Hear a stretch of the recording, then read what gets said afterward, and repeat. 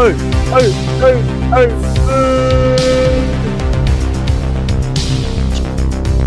realized on the audio version, you could always hear us talking during this part.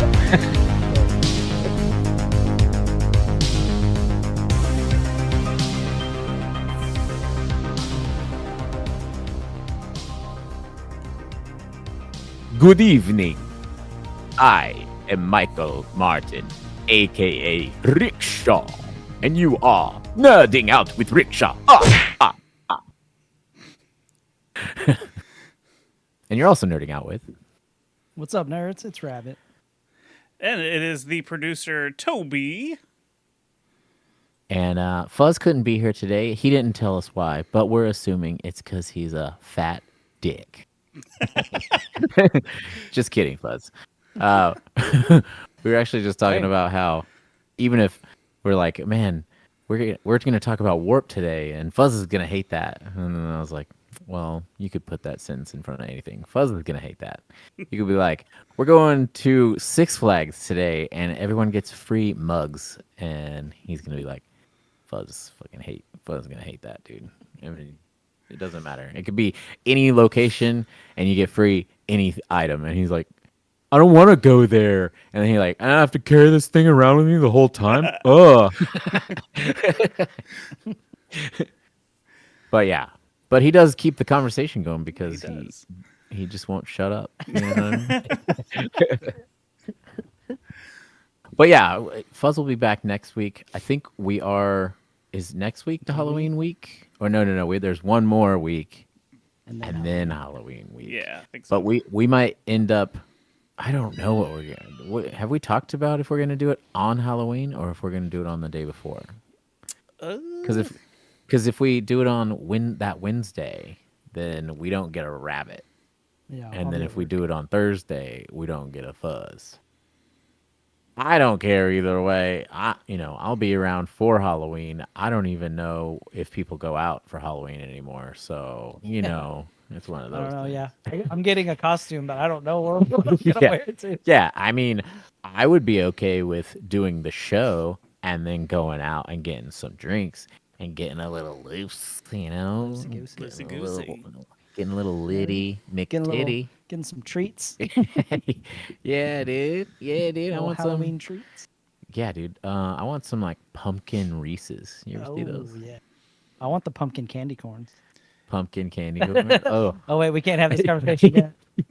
I guess we're gonna do that next week. Is that gonna be yeah? I think next week, if you tune into the show next week, we're gonna do a tier list for Halloween candy, which that honestly could be so big. Like we might be here for 3 hours, dude. It's gonna be the whole episode. Yeah, we just start the episode with that. Yeah, and it doesn't even matter. Like I said, whenever you have a guy like Fuzz involved, man, we're gonna say the wrong shit. He's gonna get pissed, but he's gonna say the wrong shit too. We're gonna be like.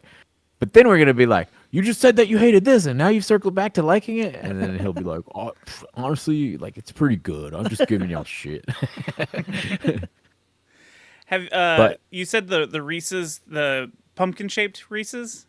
Did you hear a couple years ago some lady sued over those? What? Because the outside has, like, the eyes carved out and stuff, like, on the packaging. So the lady like bought it, and I think she was able to fact check me on this because I may be a little bit wrong, but I think she actually won the settlement because it didn't look like the item in the package because it didn't have the eyes and mouth cut out. Oh my! So something stupid like that. So yeah, I mean, good for her making money. I guess.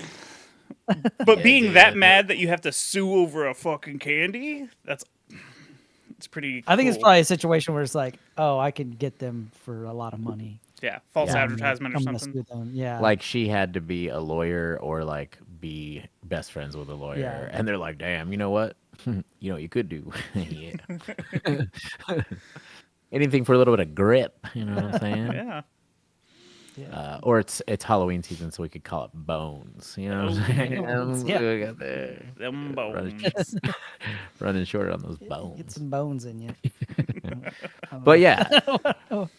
Baking Soda Snorter. Yo, what's up? See you in the chat there. He said, I watched Hellraiser 2022. New favorite. Hell dude. yeah. That one's a good one. I told you. I knew it. Oh, yeah. I need to watch that one too. I haven't seen it yet. Oh, dang, son. Yeah, I keep forgetting that. I'll keep putting it on my list, and I keep forgetting to watch it. Yeah, so, I mean, we're going to talk about Warped Tour today. Or Warped. Sorry, I said tour. I keep saying tour, just out of habit. Gonna try and predict some of those, or at least kind of put together. I mean, we could do predictions, and we could do our wish list, even though I'm not going. So you know what I mean? Yeah. I mean, it's in different areas to where it's Yeah. like I'd prefer not to go to those. How are so. they not doing Texas? I mean, I think I feel like it's an experimental thing. Like they're gonna open it up for more shit if it does well. You know what I mean? Yeah. Like, which I'm sure it will. Especially. Well, also they're not doing California. Like it just. Isn't it Long mark- Beach? Oh, they are doing California. Yeah. Sorry. There's California, Florida, and Washington D.C. Yeah, which I don't know. I feel like Texas I would. feel like you should hit a central area of the United States. Yeah. You know, like hit both coasts and then a central, and Texas would be the place to go. Yeah, for sure. But whatever. But anyways, we'll talk about that later. And we're also going to talk about the Black-Eyed Children, spooky tales brought by Toby Von Doom. Hi. But yeah, I think we should just start though with our continuation of our Halloween movies, our 31 horror movies for 31 days of Halloween. All right. So, Sweet. Baking Soda Snorter, he just watched Hellraiser, the 2022 version. That one's pretty dope. I haven't watched any Hellraiser. I saw that it's like on. What were we looking through? It's probably on Hulu. Peacock? I know it came on Hulu originally. Oh, Paramount Plus. I think we were looking through some of that, and they have like the whole franchise on there for Hellraiser. So some of that franchise you can skip.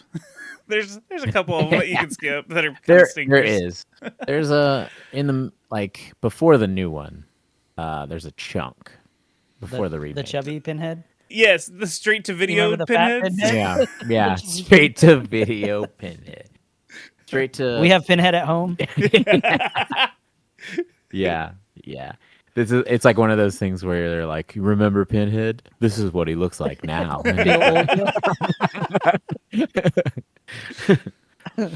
But let's get to the list. All right, who wants to go first? Who our list is. I'll go first this time. Yeah. All go right, ahead. Rabbit can go first. Let's see. Let me pull up the list here, so I can go in order. What did I send you? Oh yeah, first one, Bone Tomahawk. Oh, shit. Now, Yeah, I'm still sticking with the body horror, the practical effects, all that jazz. Nice. When you sent the list for me to grab these flyers, I was like, "Is that a horror movie?" So I'm gonna have to It's watch Western this. horror. It's Western horror. That sounds pretty cool. I mean, I still know nothing about this. So Western horror, I think I'm into that because there's not a whole lot of those, right? So Not one that I know of, but Yeah, exactly. it's kind of in a category all to itself, which is badass because you don't expect it because it is kind of a slow burn, but once the shit goes down, it's like, oh fuck. Hell yeah. Yeah. Does it gets have- real nasty? does it have like a vibe of like Dust to Dawn where it's like you don't know what's about to be what it is, or is it? Kind of. They kind of give it away. You know what they're chasing down. Okay. So you know that. It's not like From Dusk Till Dawn where you don't know there's going to be vampires until the last, half of the movie. I love Dust to Dawn just because of that. It's so great where that turn and you're just like, what just happened? Yeah, so people start dying in their community or like brutally getting murdered in their community, and they're trying to figure out who it is, and then they figured out it's like they think it's Native Americans, but then they bring in a Native American expert, and he's like, these aren't your grandparents' Native Americans. These are like these people live in caves. And they call them troglodytes, which are cave dwelling, peoples. Oh, Hell yeah. And they're cannibals, and they're just extremely brutal. And Right. when they capture people, They Interesting. murder them a lot. Nice. I heard. Oh yeah, I've seen this in the past. It's been a long time. I don't remember it, but this and Terrifier Part One have something in common, right? Yeah, yeah, they do. Yeah. So A big one. Yeah. Interesting. Interesting. yeah. It's pretty nasty. This might be Right. on my list for next week. I may have to search Dude, you this should one. watch. You definitely should watch it. Highly recommend it. Hell yeah. All right. Let's see. Number 2. What do you got? Tell me. 12. Do you want me to pull one out? 30 Days a Night? Yes, sorry. Oh yeah, 30 Days of Night. Classic. Holds up. So sick. I forgot how badass this movie is. It's been a long time. I haven't seen it. It's a very Still long time. so It's good. Josh Hartnett. Yeah, right? Josh Hartnett. Still makes my heart throb. You know. Yeah. I've been trying to He talk my hasn't kid aged. into watching it, but he's not really into vampire stuff, so He's one of those dudes that just hasn't aged. You know. Hmm. He's like a Paul Rudd, or it's like Josh Hartnett has looked the same for 30 years. Yeah. But yeah, it's so sick. Can't recommend it. That one's in Alaska, right? They're trapped in Alaska.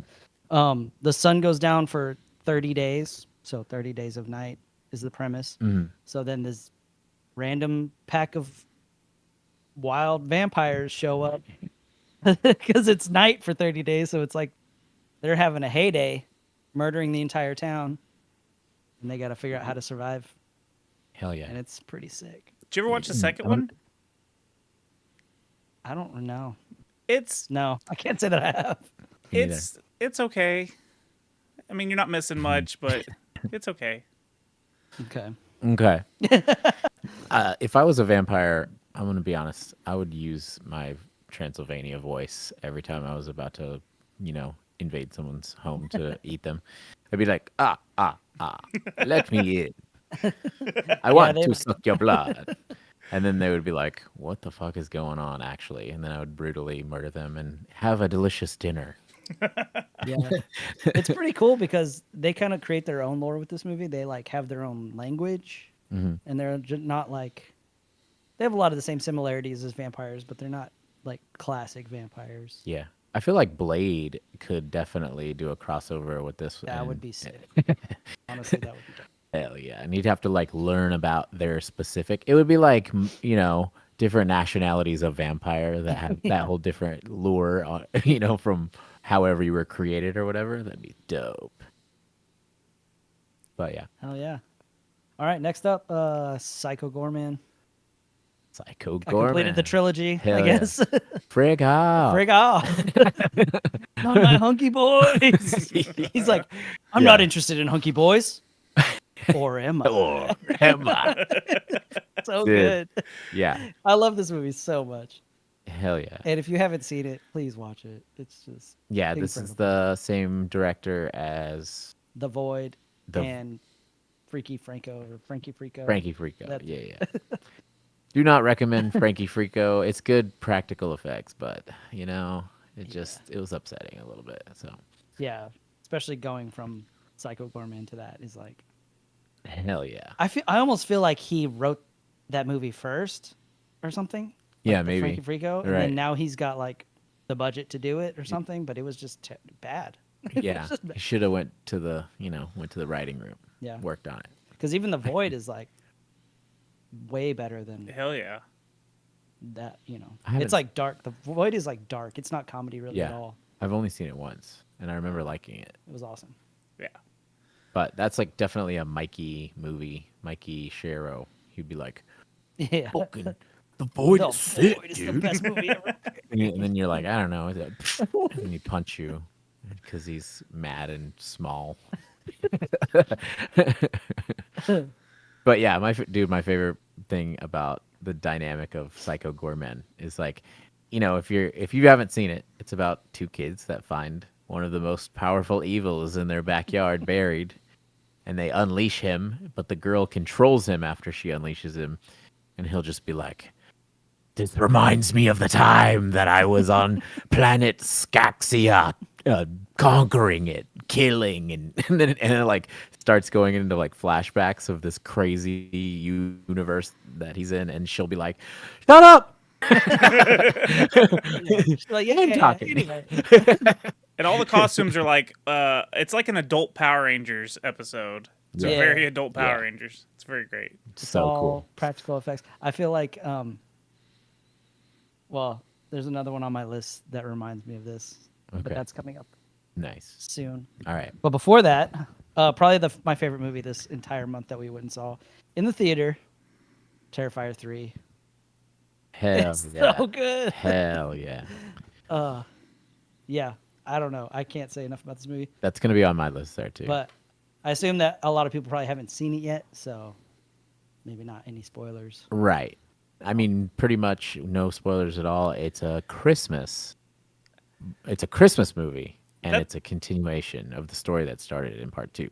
That's what I was about to ask. Is it weird that it's a Christmas movie being released in October? No, I think I think the director really wanted to do like Black Christmas or those kind of horror movies. Yeah. Yeah.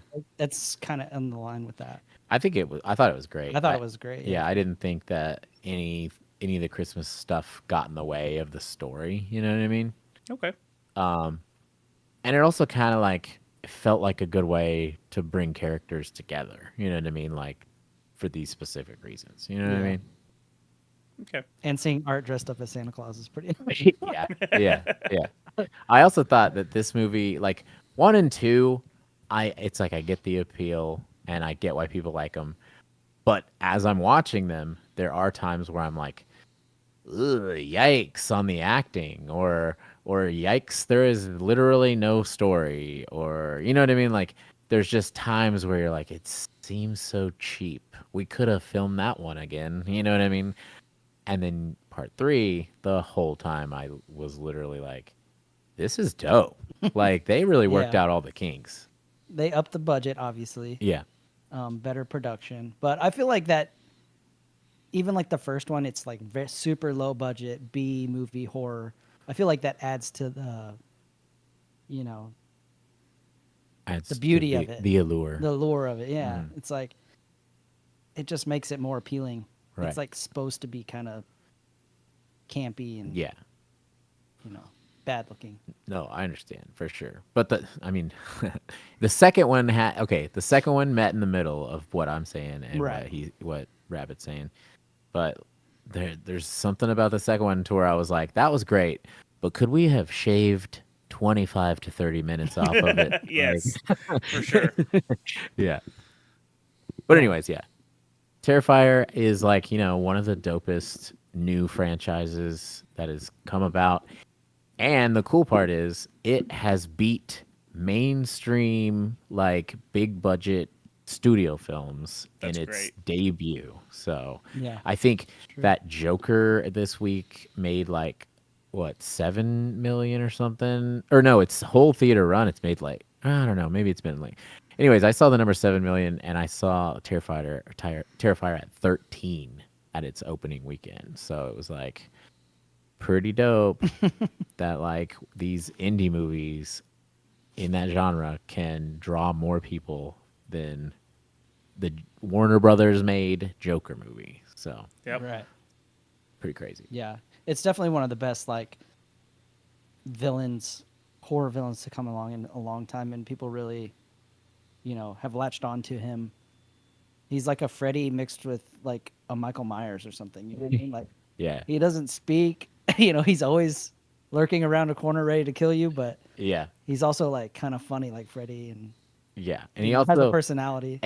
even Freddy, I feel like when it comes to like all of those movies, like even Jason, you would think that Jason won't go to a certain point. He has a line that he draws. Like you're not gonna see him kill very particular people. But Yeah, Art doesn't have a Art line. does not have a line. He's like, I'll Literally kill no line. anyone. I don't give a fuck, dude. Yeah, he's like, I'm killing everyone I've come in contact with. Yeah. Literally. And you'll see that if you watch Terrifier 3, he kills damn near everyone. He killed everyone. Hell yeah. Toby, you gotta see it. Yeah, I will one day. One day. One day. One day. When I grow up. Someday when you move to the city. When I'm big and strong. I'll grow up. Yeah, they don't have it in my small town theater. Womp womp. Wah, wah. Well, All you right. know, Next one up, old school Toxic Avenger, baby. The very Dude, first one. hell It's dated. It's very dated. I will say if you're sensitive to language and all kinds of other things, maybe skip this one. But if you're a fan of classic like body horror, practical effects, I mean it's an amazing movie to watch. It Got just a little has bit of everything. Yeah, it's just hell yeah. there's some language in there that you may not be PC nowadays, and some other things. They play like. Did you ever watch the movie Death Proof? You remember that? Yes. Not Death Proof. No, not Death Proof. Shoot, Death Race 2000. Death Race. Death Race yes. 2000. Yeah. So I've- essentially, yeah. you get points for like running people over and like Yeah. stuff like that. It's a race, but so I didn't realize, but in the very beginning of this movie, like they're high school kids, right? They go to Oh, It's like, isn't it Trauma High? Trauma High, Trauma yeah. High. Trauma High. Tra- Anyway, Trauma High. they're like high school kids. They're high Yeah. school kids, and they're driving around and they're playing this game. Essentially, they're like running over people, and they get points for it. And they have like little stickers on the side of their car with X's in them, and it'd be Yeah. like a baby carriage or like an old lady, and like shit like that. Isn't James Gunn part of the old school Trauma crew? I'm sure he was at some point. Yeah. But yeah, in the Psycho Gorman correlation with Toxic Avenger, they're like very similar like styles. Yeah. Just like Psycho Gorman's the updated version of that. you're right. Oh, yeah. It is. Yeah. Yeah, I remember watching Toxic Avenger on USA Up All Night. Remember that? Remember Yeah. USA Up All Night? You guys don't know this, but there was network Network television. You had to just be there. Yeah. Imagine someone Not being that like like, cable or anything like that. Like imagine, TV. like at this point, it would be crazy Like to Channel to- 22. to tell someone, hey, on Saturday past 10 p.m., if you turn it to USA, and that's the only time you're gonna get it, they play old school horror movies and shit. And Gilbert Godfrey was the host, so that was dope as hell. Or also Rhonda, I think it was Rhonda Renstadt or something. She was like, USA Up All Night, and she had her tits out most of the time. So Nice. that shit was super cool when I was a kid. But Yeah. let me go through the chat real fast. Mick T said, I made the most insane pinhead carving. Nice. Let's see it. Prove it. Put it in the comments. Baking soda snorter. I have my own list, and I keep missing ones because I'm lazy. So I'm going to just watch the ones I missed tonight. Okay. Oh, yeah. I saw on your story, and it was pretty good. I don't know what you're talking about on that one because we're past it now. Thomas Clark. The dark humor of Terrifier takes the edge off the extreme violence. Yes. I just like how he'd be slapping his knee, you know? He's just having a good old time. But definitely sadistic. So, all right. All right, let's finish this list off. Red Dragon, the follow-up to Silence of the Lambs. I don't know why I started watching this movie. I was like, oh, I haven't seen that in a long time. And I clicked on it and started watching it. And I didn't realize, like, the cast is such a banger. Like, Edward Norton, Philip Seymour Hoffman, Anthony Hopkins. Ralph Fiennes is, like, the serial killer in this one. And Oh, he's yeah. so good. Oh, yeah. Um, That's the dude who played Voldemort, right? yeah, Yeah. yeah. This was sick. Dude, when he I remember it being fucking- good, but Hey, it's like spoilers, when he fucking eats that painting, it's Oh, you're yeah. like, what the fuck is he doing, dude? yeah, he was great at being a psycho. Fuck yeah. He nailed it. Dude, I was telling Rabbit that I like this movie better than Silence of the Lambs. Really? I don't know why. Yeah, I think that for some reason, like my brother and my dad, like both watched, or maybe it was like on TBS all the fucking time or some shit, to where it was just playing when I grew up, when I was like younger. It was playing all the time, and I saw it so many times. I saw the, although that scene is terrifying in Silence of the Lambs with the night vision and stuff, I remember seeing that over and over and over, and then they started parroting it, and like other stuff too. And everything. Yeah, so I think when I did finally see Red Dragon, I was like, man, this shit's dope. I love that he ate the painting of the devil or some shit. Yeah, it's not as creepy. It's not as definitely not as creepy as Yeah. Silence of the Lambs is. Well, it starts epic too But- with Edward Norton. Yeah, facing off against Hannibal Lecter. Yeah, That's dope. dope. Hell yeah. Yeah, sick, great movie, solid movie, worth the watch. And last but not least, Ginger Snaps, classic. Forgot how badass this movie was. Hell yeah. Yeah, horror practical effects are dope. Yeah, isn't there The like some final transformations? There's a little bit of right? transformation going on. Yeah. She kind of like slowly throughout the whole movie starts to transform, which is kind of cool. Like it starts real small. You notice like her fingernails start to get longer and like kind of gnarly and pointed looking. You're like, oh shit. And then she has like sharp teeth, and then her eyes start to change, and then like slowly towards the end of the, and then it kind of speeds up towards the end, and she becomes almost like fully wolfed out. But Wolf. which is kind of like, you know, the final form is a little corny, but once you're in the movie, like the movie's Yeah. so good, it Yeah. doesn't matter. Right. Is what I guess. Yeah. I've never seen it. I've never even really heard of it. Dude, you never heard of Yeah. Ginger You Snaps? should bro? watch it. It's like a cult classic movie. Yeah. Like I if you remember- know, you know, kind of thing. Krista from Iwabo was definitely obsessed with Ginger Snaps. She would always talk about how much she loved that shit. Yeah. So, all right, that was all of yours, Rabbit. That's me. I'm done. Everyone, fucking take a look at that list. Tell us in the comments which ones are your favorite ones on Rabbit's list. Let's see it real quick again. Toby McHobie. It's a pretty solid list. It is a pretty solid list, Pretty good. honestly. Pretty good. A couple movies I need to Yeah. check out and add to my list. I think. I definitely want to watch Yeah. 30 Days a Night. I think my kid would really, really like that one if I could just get him to sit down and freaking watch it. Dude, the substance though. Oh my god. I'm still fucking traumatized. Yeah. All right. Do you want to go next, Toby? Yeah, sure. Let me get it pulled up. All right. So my kid came over and we had to add another Halloween of the new trilogy to our lists. We were going to watch all three of them. We were going to watch Halloween Ends, but we didn't get to because it's not streaming anywhere, apparently. They have the first two on whatever streaming platform, but they don't have Halloween Ends streaming anywhere. So, which is fine. Didn't it premiere on a streaming? Yeah, Wasn't it on Peacock or something? Maybe, yeah. Yeah.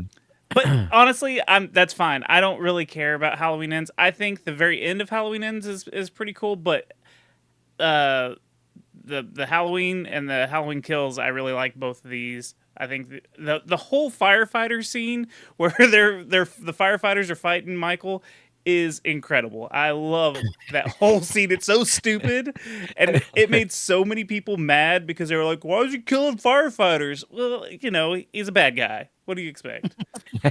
Come on now. It's kind of his thing. Yeah.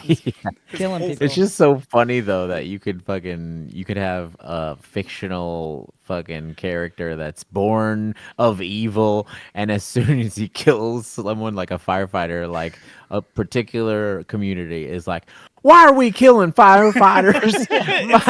Michael Myers. God damn it. That's very un-American. Teenage of you. girls are one thing, but you come from They're heroes. Yeah, you're not supposed to like Michael Myers. Like everyone loves these horror characters. You're not supposed to like them. They're the bad guys. I don't know if you guys know this. Actually, in that movie with fucking the Whitest Kids You Know wrote, it's called the Miss March, right? It's about, anyways. In Miss March, the kids from the Whitest Kids You Know, those people wrote that movie. They make this joke about he gets with this girl, and the girl keeps saying, "My brother's a firefighter. He's really aggressive." And then later on, she says something again. "Oh, my brother would hate that. He gets mad at everything." And then later, he does something to piss that girl off, and she goes and gets her brother and all of his fighter friends. And they're like chasing him down the whole movie, throwing axes at his car and shit. So I just think it's so funny that we have one where people get mad about them, Michael Myers killing them, and then we have another movie where they're the killers, like the ones chasing after him. So that's fun to think about. There needs to be a firefighter horror movie where the firefighters are all the bad guys. That would mess everyone up. That would mess everyone up. All right. Be like, we come here to kill you. So, Final Destination. I had motives for watching this. I made my kid watch it, and anyways, he liked it a lot. I do see some problems. I haven't watched it in a couple years. There's some problems, like death. Death isn't an actual character in these movies, but like he covers up everything, or death covers up everything. Like makes the water go back into the toilet where the dude slips and stuff. Like he covers his tracks. Which isn't a thing in later movies. It's kind of weird, but anyways. Yeah, I feel like that's like one of those like ideas that everyone's like, I don't really know which would be better. You know what I mean? And then afterwards, everyone's like, oh, should have left it. You know? Yeah. Probably shouldn't have done that. Yeah.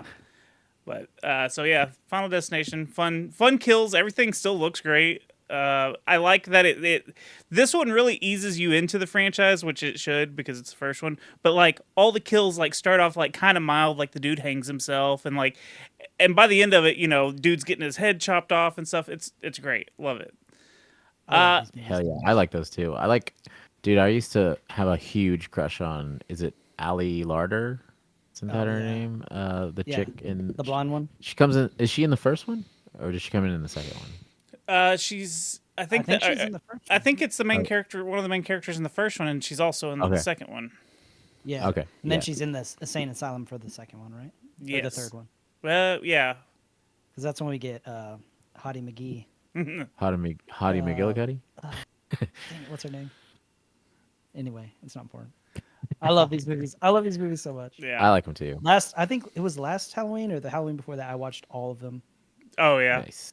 because I would like. I don't think I've ever pick a watched franchise and watch them The all. Final Destination. I don't think I've ever seen that one. The Final Destination. If I remember correctly, because I haven't made it through all of them yet, that one ties up everything together. It puts a bow on everything, and it's like, here's all the red string connecting everything, and they did a really good job. Even though like the movies kind of lose quality after a while, there's still fun kills and stuff, but like the stories lose quality. But that one like brings it all back together to be like, oh, it's because of Flight 180 or whatever it was. So nice. this one's not a horror movie, but it is sort of The Good Neighbor. So it's about these two kids that are trying to make like a movie, a documentary kind of thing, and they set up all these security cameras around their neighbor's house, and they're trying, like they've got it rigged up to where like they can make the lights flicker, and they're trying to make him go crazy, like by haunting him. It was pretty good. Not exactly a horror movie, but kind of still falls in that vein because they are fucking with him, and he thinks that there's a ghost, and like he starts acting really erratic and stuff. And pretty good movie. Worth one good watch. I've never even heard of it. Noise. So, Final Destination 2. Nice. Hell yeah. So, the reason I had to watch these is because I'm teaching my kid how to drive right now. Wow, dude. Classic. And y'all, you showed him the truck with the wood on it? The log Highway scene. to Hell. Oh my god. But I dude. had to show him the first one so he understood what was going on once we got to the second one. So that was it. That was the whole reasoning for watching it. And that holy shit, that log scene is brutal. Like it is crazy. The motorcycle dude when he gets stuck under the log and then he's like on fire, like screaming. Yes. He's just like, I just couldn't imagine being in the theaters back then, and because that's pretty intense for back then, Yeah. yeah, it was brutal. So, gotta have a classic on here. Just a nice, good old classic. Gotta watch Scream. Good one. Shout out to Fuzz for watching Scream, the one movie he watched. That's Oh wait, he said he watched another movie. What did he say he watched? Oh it yeah, was some kids It was movie. like a Disney Under the Halloween. Bed or something. Don't. Oh, yeah, or something like that. What did he say? Dude, so funny. Yeah, whatever. Yeah. If he was here, he classic. could tell us. Yeah. I didn't get to finish this, but I've watched this before. This movie called Clown. It's not great. Oh yeah, yeah, yeah. Yeah, I've seen it. I've watched this Yeah, me too. a couple times actually. It's pretty just it's not great, but it's fun, and it's such a wicked looking like gross clown that he transforms into. So he puts the nose on and he can't get it off, and the costume just slowly starts changing him. And yeah, it's pretty cool for like a weird low budget movie. So I was looking for Hell something a little low budget, and then I actually watched this today before we got started. The Lost Boys, the best vampire movie to ever Classic, exist. dude. Super classic. Dude, honestly, can you even eat rice without thinking it's maggots, It's Michael? maggots. There's so many good Seriously. quotable lines in that too. Like There is. Death by stereo. Yeah. You're eating worms, Michael. Dude, fucking Kiefer Sutherland, Kiefer, though. dude. He's so creepy. As Dude, hell in put a that movie. mullet on that guy. Fucking and let it blow in the wind. You got a hit. Yeah. Yeah. Actually, funny story. This was the first like scary movie I ever saw. Apparently, and I don't even remember it, but my mom does. I was like 5 when this movie came out. I guess we were, and I was with a babysitter.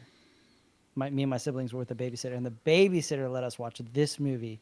And I think my mom came to pick us up, and I was like hiding behind the couch because I was so scared of this movie. Nice. Hell yeah. Yeah. That's hilarious. But then come to find that I love horror movies. I don't know. Strange thing. Yeah, I was also a kid that would like the thing is I would like read a bunch of horror books at the like from our library, like those scary stories Scary to tell in the stories, dark yeah. and yes. stuff. I'd read all those. I read all those. Yeah. And then I would like read Goosebumps, and then I would watch fucking Child's Play. I'd watch Are You Afraid of the Freddy. Dark? Yeah. I'd watch Are You Afraid of Yeah. the Dark? And then I'd be like going to my brother's room late at night, like, hey, can I sleep with you? And he'd be like, what? Why? I'm scared. And I would be like in fucking 5th grade or some shit, and he's just like, quit watching scary movies, quit reading scary books. And then the next day I'd be like, I wouldn't read it again. But yeah, let's see here. Baking Soda Snorter was talking about Terrifier 3 when he was sitting there. Anyways, he said, I haven't seen any on Rabbit's list except The Thing, and I didn't even finish it. Jeez. Catch up, dude. Dude, honestly, that's where you messed up. You didn't even dude. finish Yeah, it? because that's the type of movie that when you finish it, you're like, You damn, finish. that was dope. It's like a slow burn, super slow burn. Yeah. You finish when you Because- finish it. Just saying, man. Like, like any movie that, even if it's slow in the beginning, but by the end of it, if you get someone's head that rips off of its body, grows legs, and walks away, you should probably be there for that. You know what I mean? Like, you gotta finish. like that I don't like any movie. If the head grows legs and walks away, like it could be the last scene, but I will be there for it. You know what I mean? Yeah. So go check it out. Also, Thomas Clark says The Thing for sure. That's his Finish that favorite movie. Yeah, that's his favorite movie on there. So, what about Toby? You guys hit up Toby's list. Tell us what your favorite thing on there is. So, let's see here. You could just start pulling them out, and I'll tell you what. Yeah, I'll what they're- pull them out. what- I'll pull I 'em bet out. you will. You Whip them out, sick Toby. fuck. Whip 'em out. So Friday the 13th, the new Friday the 13th. This was on Rabbit's list. Also, we watched this one together. I know that some of these are like don't correlate, and line up with me and his timeline, but we did watch them together this month because there's times where I've watched 2 in one night and then I just took the next night off. You know what I mean? So yeah, Friday the 13th remake from, was it 2000 or something like It's like 2009? I think it's 2009. 2009. Yeah. Yeah. 2009, pretty dope. Jason's really aggressive. He's got that handicap strength. You know what I'm saying? Jesus. But yeah, he be murdering fools, and he, for some reason, he takes an interest in some girls in this one, and he just kind of like keeps them at his house or whatever. But yeah, I was into this one. It's not the, I mean, shit, it's not the best Jason, because you got Jason movies with Corey Feldman, you know. Right. But anyways, but yeah, definitely worth a watch. That intro alone is super dope. So the next one be, once again, Terrifier. Terrifier 3, like we just talked about it, but yeah, if you hadn't seen it, go out, check it out, support that movie. We got to have more gore in the theater. Oh yeah. Okay, here we go. Freddy's Dead. The continuation of the franchise that I chose to watch all of them in this month. We're going to leave out Jason versus Freddy because we did watch that just recently, maybe like 2 months ago or something. But Freddy's Dead is the most, I would say that there's like 2 movies in that franchise that are the most disconnected and also the most like what the fuck is happening kind of like movies. And Freddy's Dead is definitely one of the what the fuck is happening. You know what I mean? Because it really doesn't hold up as much as the other ones. And like if you read the tour, the I almost said tour poster. If you read the movie poster, it's like we've saved the best for last, and I'm like, you definitely did not save the best for last. So that's probably why they ended up making another installment after that. But this one is about a kid who like he lives in a town. Springwood apparently has like 0 children in it at this point in time, and all of the grown-ups realize it and know that it's Freddy, and they just kind of like pretend that it's fine. And then there's only one kid, and it's a kid that Freddy helps leave the town because he wants to fish and line someone back to his town. So Weird. yeah, it's super weird. I mean, it's still worth a watch. I mean, the worst Freddy is still not like as bad as a DC like Morbius. or yeah, a Sony Morbius film or whatever. But yeah, I mean, it's still got some cool kills. It's still got some. It gets a little allure to it, you know. But it's not the best installment. But I will say, the next one, Wes Craven's New Nightmare, where Wes Craven came back to write and direct, was freaking dope. This movie is like super meta. I feel like it's one of the first super meta like things that happened in mainstream to like to get everybody on board with meta bullshit. You know what I mean? Like it's a movie about how the actress was playing Nancy, and Robert Englund was playing Freddy, and they are all famous from it. You know, this movie that everybody loves, Freddy, everybody loves Nightmare on Elm Street, and then they start having nightmares about Freddy, and it's just honestly, it's one of the better ones of the franchise. Also, they should have put on the poster, "We saved the best for last" on that. Didn't they change his makeup a lot because now he's in the real world?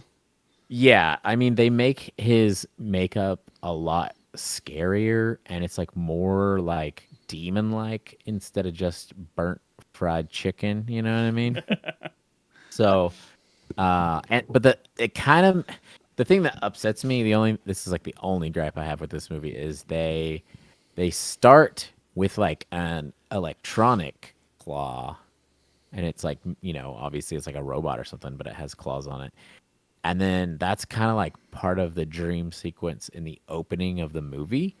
But then they go into like how they're redesigning the glove for the movie. And then they show that version, and it's just not as cool as either the first one. It's like the electronic claws, kind of cool, but it just wouldn't make sense. And then they introduce this other one, and it's kind of like just not cool. And then I started thinking, why didn't we just use the regular claw? Because that's the most iconic version Right. of it. So I don't know. But that was my only gripe. But he could still be slicing with it. So, you know, He be high saucing. 4. But yeah, check it out. house. So this movie I remember seeing way back in the day whenever I was a kid, and it freaked me out pretty bad. And even the cover of the movie would freak me out. That little hand that's like trying to like ring the doorbell or whatever. I'd be like, oh, it's scary. But honestly, it was kind of it's kind of a good movie. Like, have y'all seen this one? I've never seen this.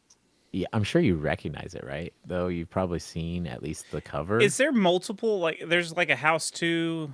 Yeah, I think I've there's seen- like 4. Okay, I think I've seen it. Maybe just these covers, but I don't remember this particular cover.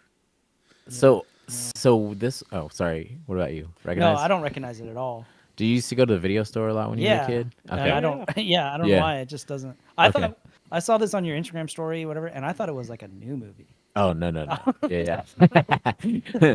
No, this is like 85 or Okay. some shit. I It's a think. horror comedy. I just missed it. Yeah, it is. So it's like it starts. I mean, it reminds me of Evil Dead because it like starts kind of serious, and you're like, oh, they're going for serious, and then it becomes hokey at one point, and you're like, okay, yeah, it's we're just being fun, but so it's about a guy that like his grandma or his aunt. I think it's his aunt. Anyways, he's a famous writer. He's like looking to write a new book. He's like, you know, he went to war. He's like, I'm thinking about writing this book about, you know, things that happened in the war, even though his first novel was a horror novel, right? So then he finds out his aunt hung herself in her house, and he goes to the house, and he's like, oh yeah, I remember this place. It used to give me the creeps. I used to think it was haunted. And then, oh yeah, and then they reveal that like his kid has been missing for a long time, and the day that they went to that house, the kid disappeared when he went into the pool, just like straight up disappeared. They've been looking for him ever since. So he's like, you know what? They're trying to talk him into selling the house, and he's like, nah, I'm just gonna hold on to it, and I'm gonna post up here for a while. I'm gonna write my next book, and then all sorts of weird shit starts happening in the house. So honestly, the parts where he's like writing his book and it's about war, it like that's the worst part. Like it's so just like, but it ties into a character that shows up later on in the house. So it's kind of like, yeah. Apparently, there's 4 movies in the franchise, and they just announced in January of this year that they are going to reboot the series, or there's a new one coming Nice. out. So Hell yeah, I'm into it. It honestly reminded me of like if 1408 took place in a house, because it's Okay. like, you know, there's lots of resemblances. Like for instance, there's a big swordfish on the wall, and at one point he realizes it's like blinking, and then it just like full blown comes to life, and it like reminds me because it's like just things around the house start being weird, and then yeah. They like it gets pretty wacky, but it was pretty good, honestly. If you like hokey 80s horror, it was pretty good. Ooh, Event Horizon, son. Oh, dude. Event Horizon is one of the best horror space movies. We don't get Space horror, yeah. Yeah, we don't get many of those. And whenever I say space horror, I'm not talking about Alien. I'm talking about supernatural shit in space, son. You know what I mean? Yeah. So, this movie, honestly, I feel like every time I watch it, it still surprises me about how good it is. Because I think if you read about this movie, it was in production hell. Like, and they kept having to reshoot or rewrite parts, or you know, there's a rumor that there's like a super long cut that's super nasty with all the, you know, the scenes in, spoiler alert, hell, all the hell scenes Spoilers. and stuff like that. So I think it went way over budget and like a lot of crazy bullshit just to make this movie. right, but still holds up. So sick. And Sam Neill Yep. just fucking killing it. Yeah, and like I was telling Rabbit earlier, of the 13 movies where fucking Lawrence Fishburne says the line, "What's the status on my ship?" You know, it's like, damn, this one too. He says it. That's the cake. Yeah, but yeah, love that one. And that's did we go up to 17? Oh yeah, and then me and Rabbit watched The Exorcism of Emily Rose, which honestly, like I remember it being really freaky, and it is. Obviously, I'm dead inside, and I don't get scared as much now, but Yeah. but it's genuinely a really fucking good movie. Like, and it's crazy to me that it's just looking back on and watching it. It's like it's a courtroom horror. Horror You know what I- drama. yeah, horror so- slash horror. Hell yeah. Yeah. Well, One, two, they're three, like four, five, retelling. six. 1, 2, 3, 4, 5, 6. 1, 2, 3, 4. I used to do Yeah, that they're to my like mom, and it would retelling scare her her. story. Yeah, I remember this movie being scarier also, Yeah. but it's just like you said, we've grown older. We're more dead inside now. Yeah. Things don't scare us as much. Dude, as I they mean, used like to. the things that scare me now are like, hey, you know how you were supposed to be off tomorrow? You have to come in. No, it's a nightmare. And like wake up. I'm Yeah. sweating. But I will say this though, even though I was like, man, that wasn't that scary, whatever. I was like, oh, this is a really good movie. I did like wake up at like 3:09 last night. I was like, and Oh, yeah. I had to pee. I had to get up and go pee, Yeah. and I was like, fuck. Yeah. Honestly, I literally said that. I said 3 a.m. Well, I have a story to tell after this though, but I was like 3 a.m. You know what? Yes, it's fucking freaky to wake up at 3 a.m. and they confirm it in this movie that it's like supposed to be the haunting hour. All sorts of shit happens at 3 a.m. Every time anyone is involved in this demonic case, they wake up at 3 a.m. and they're like feeling weird, right? Feeling Yeah. like there's a presence in the room and Something's off. shit.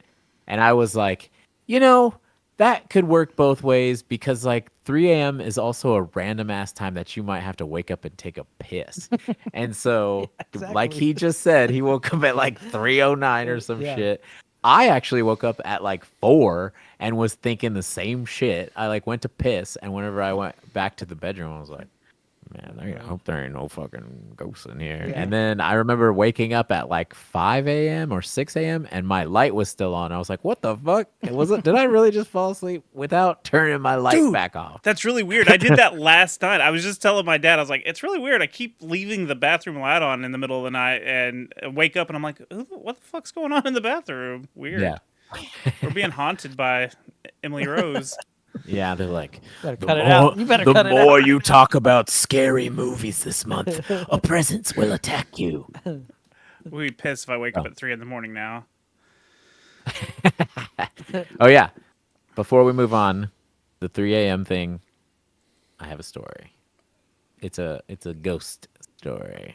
Gather around. I'm gonna be like that one guy. Come closer. Come here.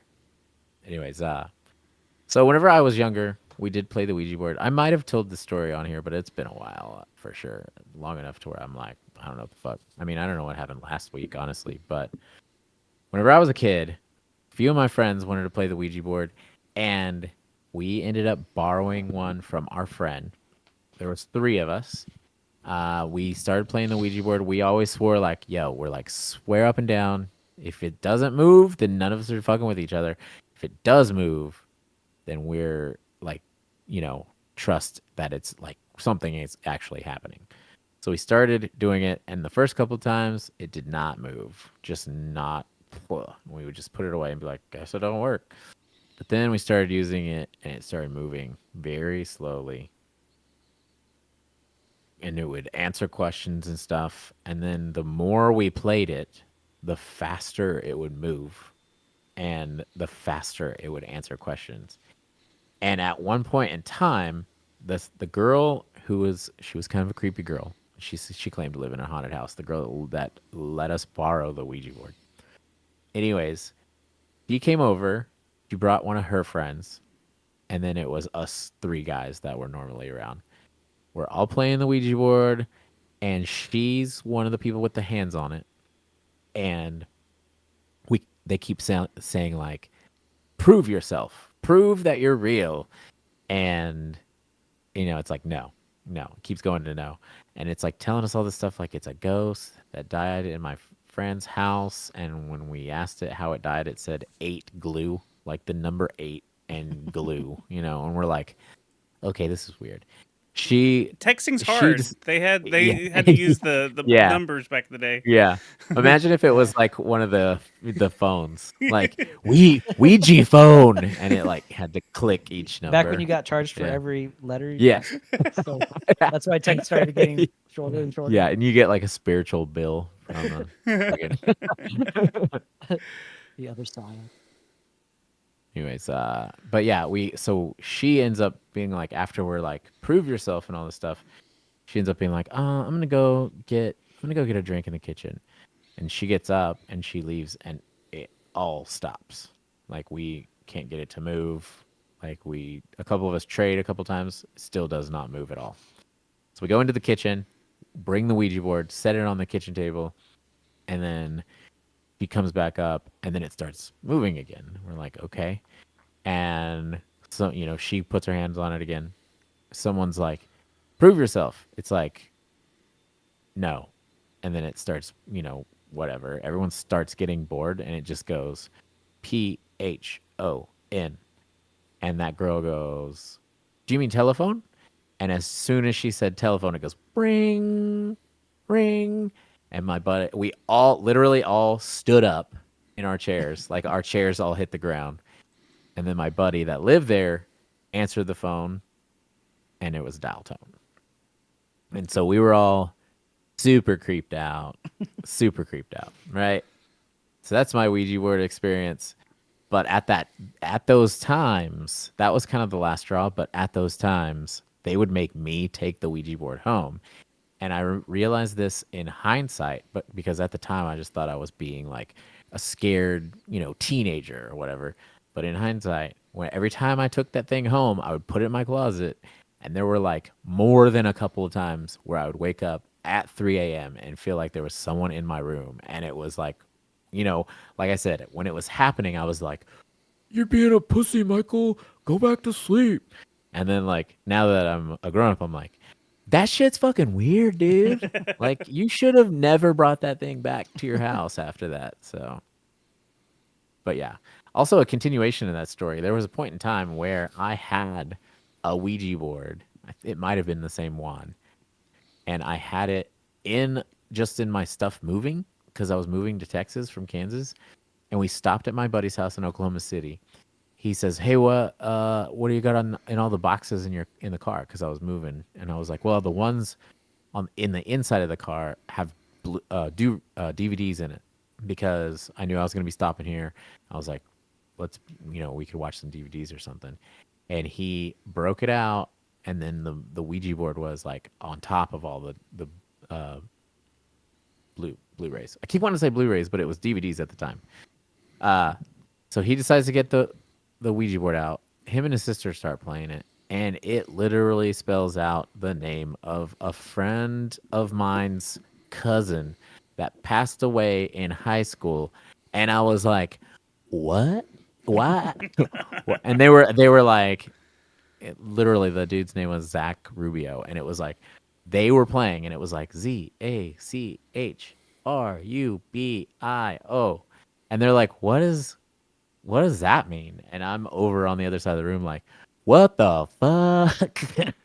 So that's like, even sketchy. if I don't know, it's just super sketchy. You know what I mean? Like, it just doesn't make any sense. There's what I mean? rules to Ouija boards. Like, you're supposed to close them out. You're not supposed to have the planchette on top of the Ouija board. Like, there's a bunch of rules you're supposed to follow.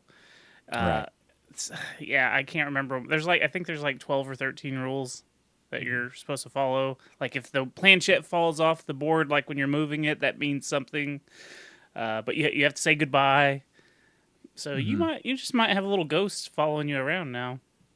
I don't think I do now because I'm like really dead inside and stuff. So They got bored. They were just like, dude, this guy. I think I'm the ghost at this point. I'm haunting my own body. I'm haunting my own body. Yeah. It's a pretty spooky story. It was spooky. But yeah. Nice. That's why. I don't know. I'm like Ouija boards are super cool to me, but they actually do kind of creep me out. So that old Witchboard movie that was pretty freaky back in the day. I remember it being very freaky, but I was into Ouija boards, so that was perfectly for me to be scared. Yeah. So, what you guys want to talk about now? You want to go talk about? You want to do the spooky section of the show, Toby? Yeah, Brought- we can Brought do to you by Secret Transmission. that. Well, let me set the mood. Can you hear that? Oh, Ooh, some spookiness. yeah. All right, so we're going to be talking about black-eyed kids. So, if you don't know what these beings are, You're talking about like Fergie, Fergie, yeah. Fergie, and Sam I Am or whatever. It's all their children. Sam They formed a pop group. Black Eyed Kids. What's his name? I said Sam I Am. Will but- I am? Will I Am. Will I Am. That's his son, Sam I am.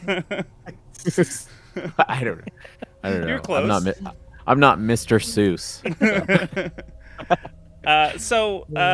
Like the main description of these beings, these entities, whatever you want to call them, because there's a lot of different theories on what they actually are. But they look like children. They're usually around the age of 9 to 15, which is already scary. I have a 15-year-old running around. They're fucking terrifying. So usually in each story that you hear about these, they travel in groups. There's usually 2, maybe 3, most of the time. Like I said, it's mostly 2, but they do have other stories where there's 3. It's never just 1 for some reason. I don't know why that is. So usually the descriptions, they're very pale with dark black eyes, and they're very like oddly robotic, I guess, like just really stiff movements, not human, maybe even. Right. Mm-hmm. And they normally approach you and ask you for a favor. Like they need a ride somewhere, they need to use the phone. They'll even start like begging and making excuses, like saying, "Oh, it's cold outside. Can I please come in and use your phone?" So that's like their big thing. And they always approach you when you're indoors of some sort. Okay? So there's a ton of these stories where people have, let me put it this way, it's hard to find what stories are actual encounters that people claim to have, their belief of having one of these encounters, because there's so many creepypastas or the have y'all ever heard of the SCPs, the Secure, Contain, Protect? It's just stories of monsters and stuff like that people write, and they're just anonymous stories at this point. The internet owns them at this point. So it's kind of hard to tell like what's just a written story and what's an actual encounter. So it's when you're looking through these, it's you can always tell the ones that are the story because they're like, oh, they died, the people died at the end. Well, then who fucking told the story? Yeah. How'd the story get out? So the most famous case that really brought these entities to light happened in Abilene, Texas, in the spring of 1996. This guy named Brian Bethel, who was a journalist, and he covered like local politics, community news, some major events and stuff like that. Like he wasn't writing spooky stuff. He didn't have, he wasn't doing anything like creative writing or anything like that. So, because a lot of people like to point at that, well, he was a journalist just trying to become famous. But he didn't really deal with anything like this before that. So apparently one night he had, I guess, covered a city council meeting and he was out late and he had a deadline. So he was working late, dropped off his work so it'll be in the paper or whatever. And I guess he had to go pay a bill, and where, like, he had forgot to pay this bill, and I couldn't figure out what he was paying, but he was in a parking lot. He pulled into a parking lot to write the check, and he was looking down, and there was a movie theater in the park, next to this parking lot, and that was the only light. There were no lamps in the parking lot. Well, as he was looking down, he got a tap on his window, and he looked up, and there was two kids, two boys, standing right there next to the driver's side of the car. And he says that they were between the ages of 9 and 14, and they were both wearing pullover hoodies. So he rolled down his window and asked, "Can I help you?" And he says that the older of the two boys, which he had a name for him, I can't remember what he was calling him. Anyways, the older one said, "Hey, mister, we left our money at home. We want to see this movie. Can you drive us to our mother's house? Come on, it won't take long."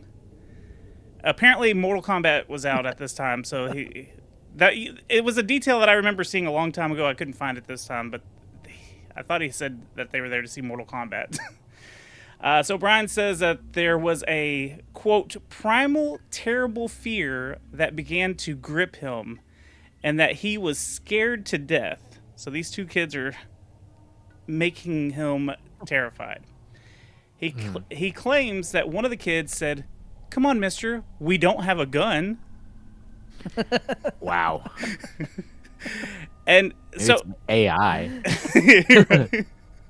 he said that he felt like those kids saying that they didn't have a gun.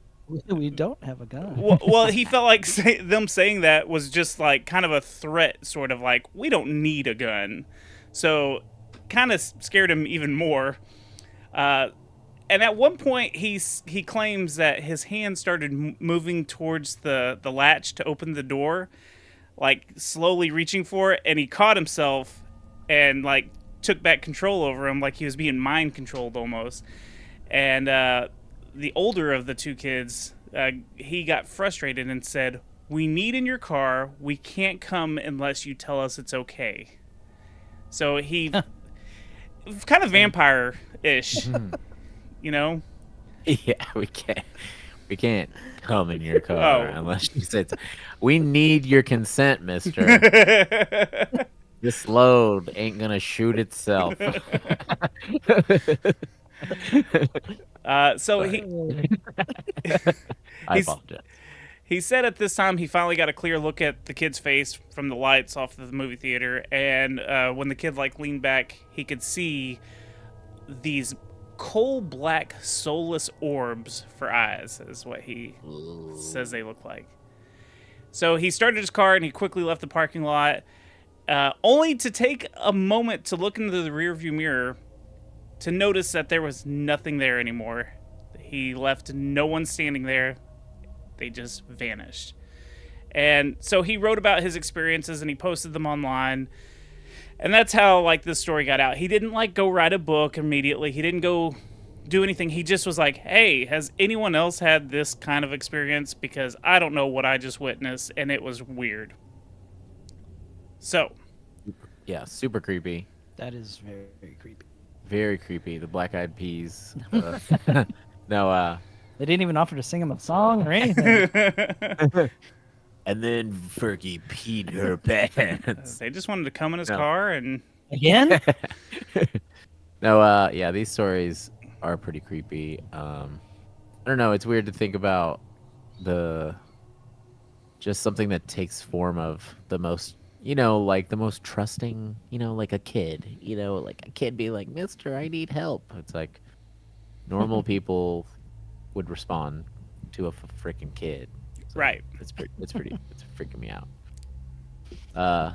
I was gonna bring up something, but never mind. Well, I got a couple more stories. Do you want to hear these other stories to go along with these? So Yeah, tell us about it. this one is Canuck Chases. I guess it's somewhere in the UK. I don't know. I don't know UK stuff. So, but a lot of people don't believe that this one actually happened. They think this one's kind of a fib, if you will. Okay.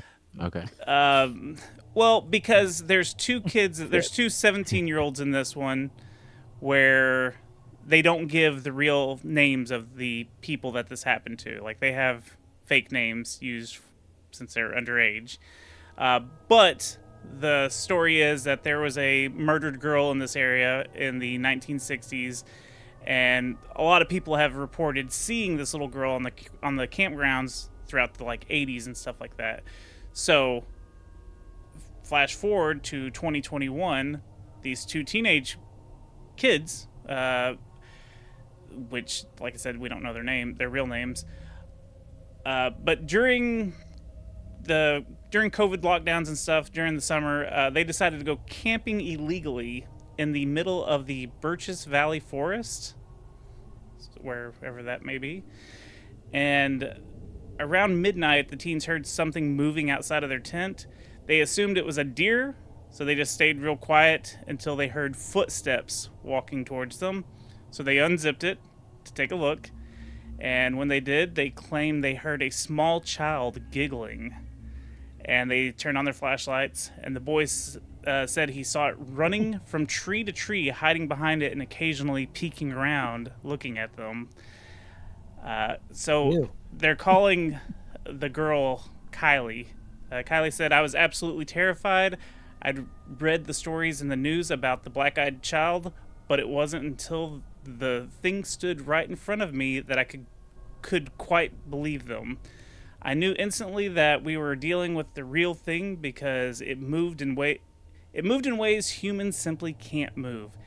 It was like it could teleport from one place to another when it was moving around and hiding behind the trees." And then they're calling the boy, Ben.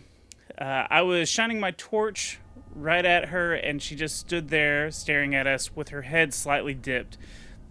That's when the giggling started to get louder and louder. It really sounded like it was coming from all around us, even though I could see she was right in front of us. It was really disorienting for a few seconds.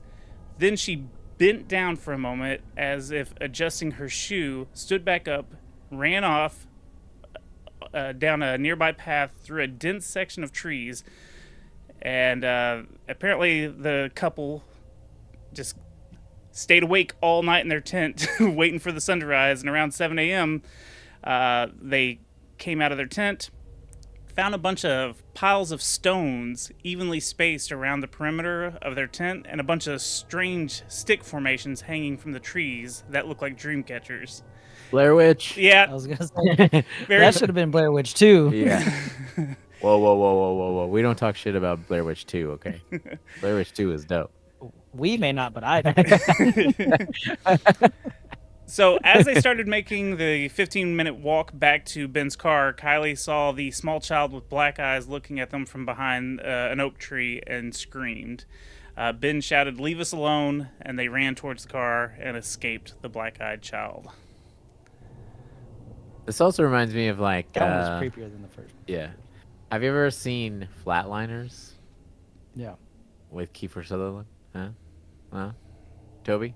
Um, It's they're all medical doctors, and one they start talking about like, have you ever, all the things people say when you're dead, right? And then so they're like, what if we did an experiment where we're all professionals, we technically kill you and we revive you after so long, right? And so every time somebody goes under, they like start having really fucked up visions and stuff when they come back to life, And Kiefer Sutherland keeps seeing this boy, and he keeps like beating the shit out of him like every day. Like it's super weird. Like he'll like it. But yeah, this is what it reminds me of, seeing a weird kid, like maybe not beating the shit out of you, but I guess it's never got that far with these stories. So. Well, I got two more stories. This next one, and I did that one because it takes place in the UK, so it's not just like in North America that these sightings happen. Right. Like they do happen in other parts of the world. So this next story, it takes place in Northeast Louisiana around November of 2012. There was a gas station off the highway, and it was like the only thing for several miles. Like there was nothing around it. So around 3 a.m., the attendant claims the power went out, and he had to use his phone as a light and go to the backup generator to turn it on. But the generator only turned on the parking lot lights and the hall to the register. And then out of the dark, he saw 3 children riding bikes. 3 a.m. He saw 3 children riding bikes. As soon as they noticed him looking at him, 2 of them jumped off their bikes and went up to the gas station. They stopped at the doorway and stood and just stared at him. He went to the door and asked if they were okay since they were out so late and so close to a highway. One of them asked if they could use his phone. He started to hand I guess it was a little girl, his phone, and notice the solid black eyes. And the little girl said, "No, I need the real one." And she kind of motioned towards like the landline that was in the gas station. Something didn't feel right about these kids to him, so he shut the door and locked it and told the kids that they needed to go home. The kids stared at him through the window for a little bit before turning around, getting on their bikes, and then riding off into the darkness that they came from. So the next day, he asked his boss if they could go through the security cameras to see if anything got picked up, but obviously because the power was out, nothing was picked up. So there's no evidence for this story either. And honestly, like, this is one of those ones where I'm like, is this one of those fake ones that's just like a spooky little story, or is this an actual one of the encounters that someone had? Still spooky. Gee. It's also like have you seen From at all? From. It's on I think it's on Amazon Prime Video. It's like a show where these people end up in this town and it just won't let them go, right? Like they're like driving through it, but as soon as they cross the threshold, it like repeats. So they're like, wow, we keep driving in a straight line and ending up back at this town. And then all the people in the town are like, oh wow, someone new showed up. It's been months since someone new showed up. And then they're like, let us ease them into this. You have to go in before it turns dark. And if you are outside, going to be these things that come and they will take shape of anything, like anything from your past, and like most of the time it's kids. Like they'll take form of like children that the characters know, and it like literally like rips your chest open and like eats your heart or something like that. Nice. Like if they get you. But you know, it's like one of those shows where like there's always some dumb mom or some shit that's like, oh, that's my son, I have to let him in, and everybody's like, no, you dumb bitch. But yeah, it reminds me of that. But that show's pretty dope if you watch it. I've heard that it keeps leveling up, but I've only seen stuff from season 1. It's pretty dope. Some of the like after shots of like the body are like gnarly. So, and it has the dude who played Mercutio from the Romeo and Juliet movie from back in the day. You know what I'm talking about? Yes. He was also in Oz, the prison show on HBO when I was younger. He was also in. Keep going. Yeah. He was also in The Matrix. Matrix. He was okay. the I know that replacement ship. He's in the second Yeah. Matrix, right? Yeah. Gotcha. All right. But yeah. So last story, and this one's more Halloween centric. That's why I saved this one for last. And this one, if you want to find this story, because I kind of cut some fat off of this story because it was kind of long.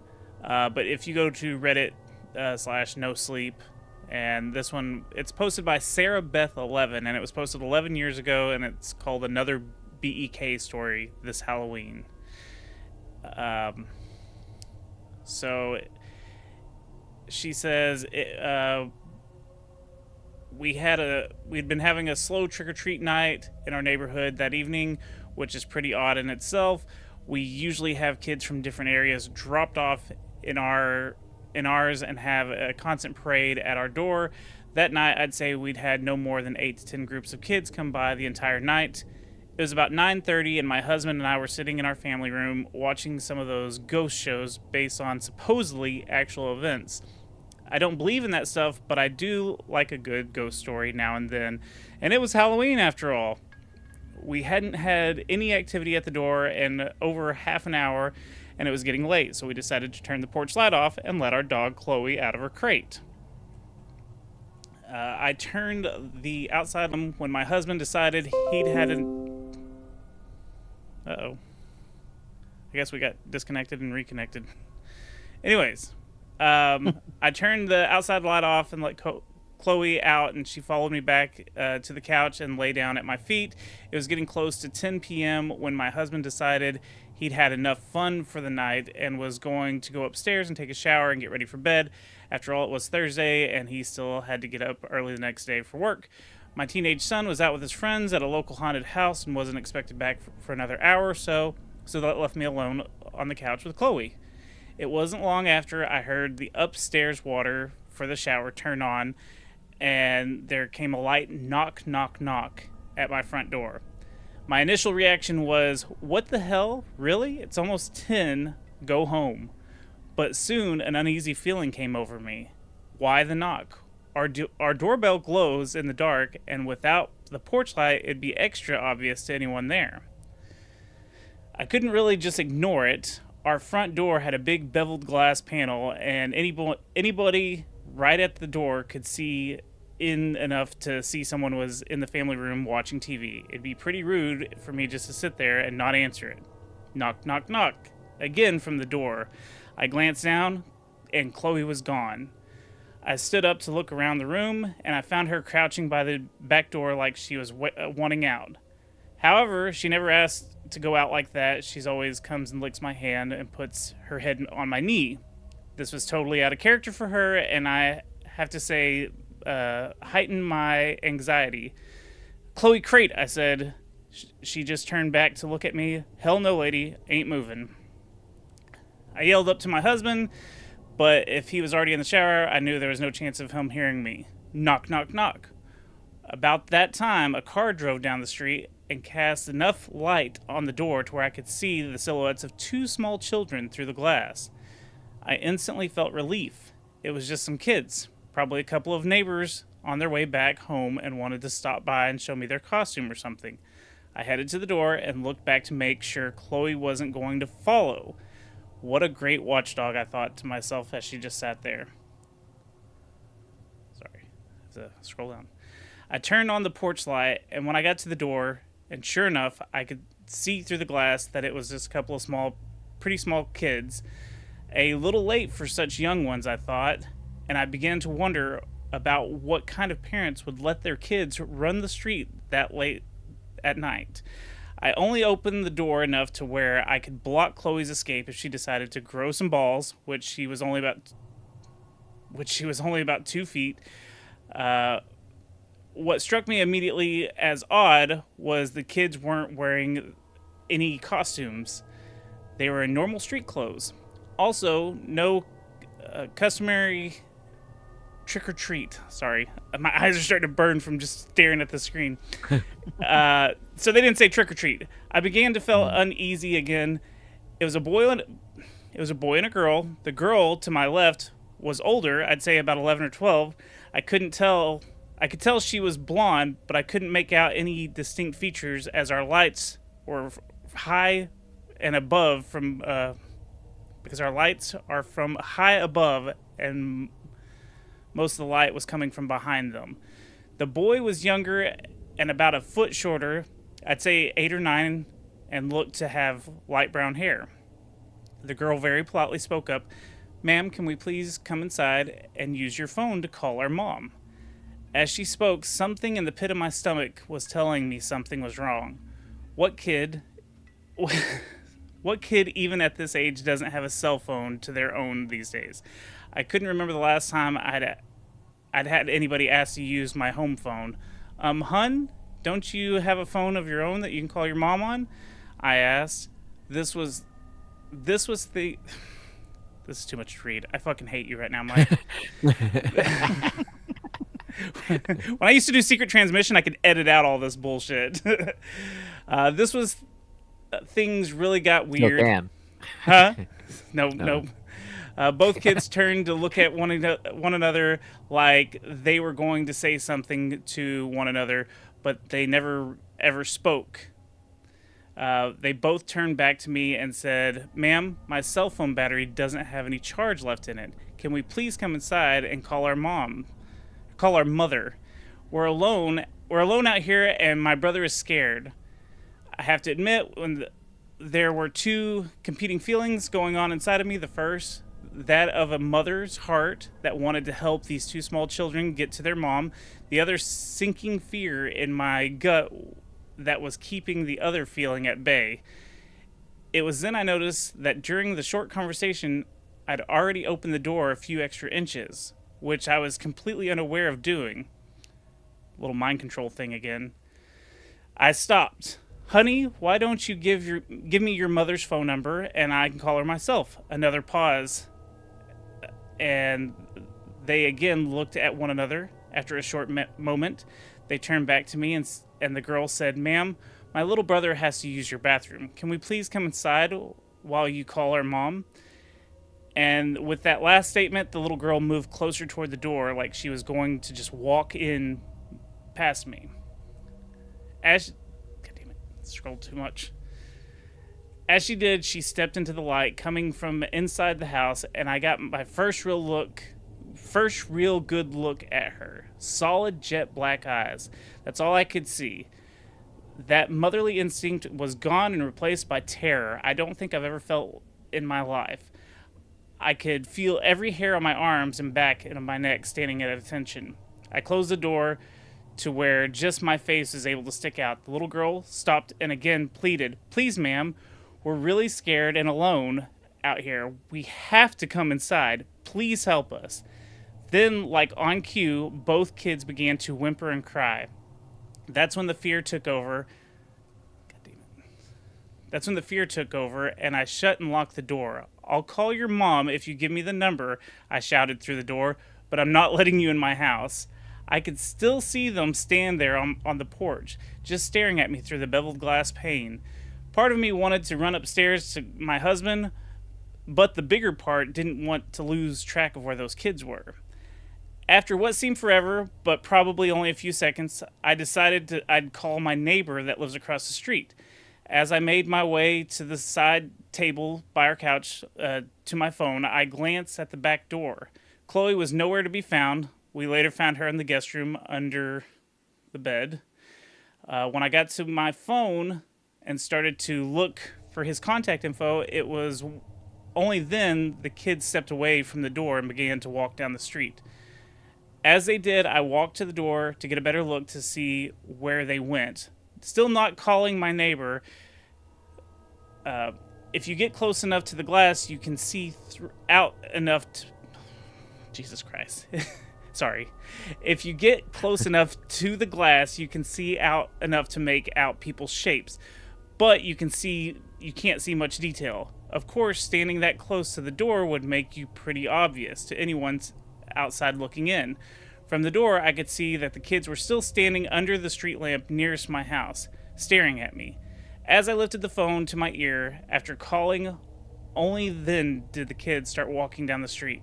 I met my neighbor out underneath the lamp once he was out there, but the kids were nowhere to be seen. Like I said, I don't believe in any of this stuff and never even heard about black-eyed kids before talking to my friend. What I have to think is these kids were just out yanking people's chains on Halloween night, but I will say this for them. They were good, really good at it. They scared the shit out of me and my dog. So. Creepy ass little black-eyed kids. That one seemed more like a creepypasta than a... Yeah. That's the problem with these. I mean? Yeah, that's... I don't know, but, like, still like creepy. Lots of the, you could tell, like, if you listen to like Morbid, you know what I mean? Like, it feels like at the same time, though, sometimes when people recount their stories, they're always like dragging it on. They got so many details to where sometimes you're like, get to the point, lady. Yeah. Yeah. And then there, especially with like some podcasts I listen to, they'll also be like, and I'm also the most clever person who's ever told a story, so I'm gonna put a bunch of stuff in the story. You know what I mean? Like, I don't know. Yeah. And I cut a lot of fat out of that one. That was after I cut a lot of bullshit because she's like, there's a whole thing about the dog and like it was just too much. But yeah, what do you think? Do you think these BEKs are real? Do you think people have seen these? Are they demons? Are they vampires? Are they ghosts? What do you guys think? I feel like I don't know, aliens. Aliens could be a possibility. Aliens? They're Yeah. like, hello, fellow humans. Can I use Can you give us a your- ride to my mom's house? Can I come Yeah. in your car? It won't take long. Come on. It also reminds me of this story about the doppelganger. It might, I don't know. I think it was on Outer Worlds. If you still listen to that, Otherworlds? Otherworlds. Yeah. Yeah. There's one where this lady talks about her and her friend going to this hotel, and they were like there for a specific reason to stay the weekend, and at one point they had like went home or went to their hotel room to like go to sleep, but they had two separate. It was like in their hotel there was two different rooms, but there was like a hallway with no door that connected them. And so if you just walked through the threshold into the hallway and then walked, down the hall, it would be open area to the next room. And so this chick was with her friend and she saw her friend walk in and she's like, telling her, uh, you know, can I use your phone or something like that? Or I can't remember what she was trying to do, but she said that she kept being like, hey, I'm sleeping. Get out of here. Because it's like one of her best friends. And it keeps like making all these weird movements and like asking weird questions to where she's like, it just like dawns on her and she's like, you're not so and so, and like says her name out loud. And like it kind of just like slowly, weirdly just backs out of the room. And then she like freaks out and goes down the hall and like wakes up her friend. And her friend's like, what are you doing? And she's like, did you just come into my room to mess with me? And she's like, no, what are you talking about? And so she like saw a doppelganger that looked just like her friend, but like once she started talking to her, like realized like her movements and the things she was saying was like, that's not her friend. Like, so that's what it kind of reminds me of. But it was like, that one creeped me out pretty bad to just, because can you imagine just seeing a perfect copy of like someone but then you start talking to them and you're like, dude, what is going on, bro? Like, are you hammered right now? Well, there's a lot of like weird doppelganger. There's like the mirror people and stuff like that. There's a podcast, Monsters Among Us, that covered a story about mirror people, and like if you see them, you're supposed to just turn around and walk away. And like I can't remember everything about them, but they all look alike. There's like 3 of them that walk together or something. I don't know, but you don't mess with mirror people. You don't mess with doppelgangers, changelings, all these things like that. You just get away. Yeah.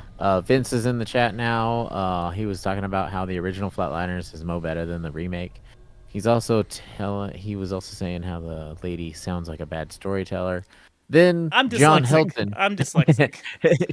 John Helton showed up, and I feel like he was trying to make fun of Toby, and then the other guy was whatever, and man. then I'm Vince was dyslexic.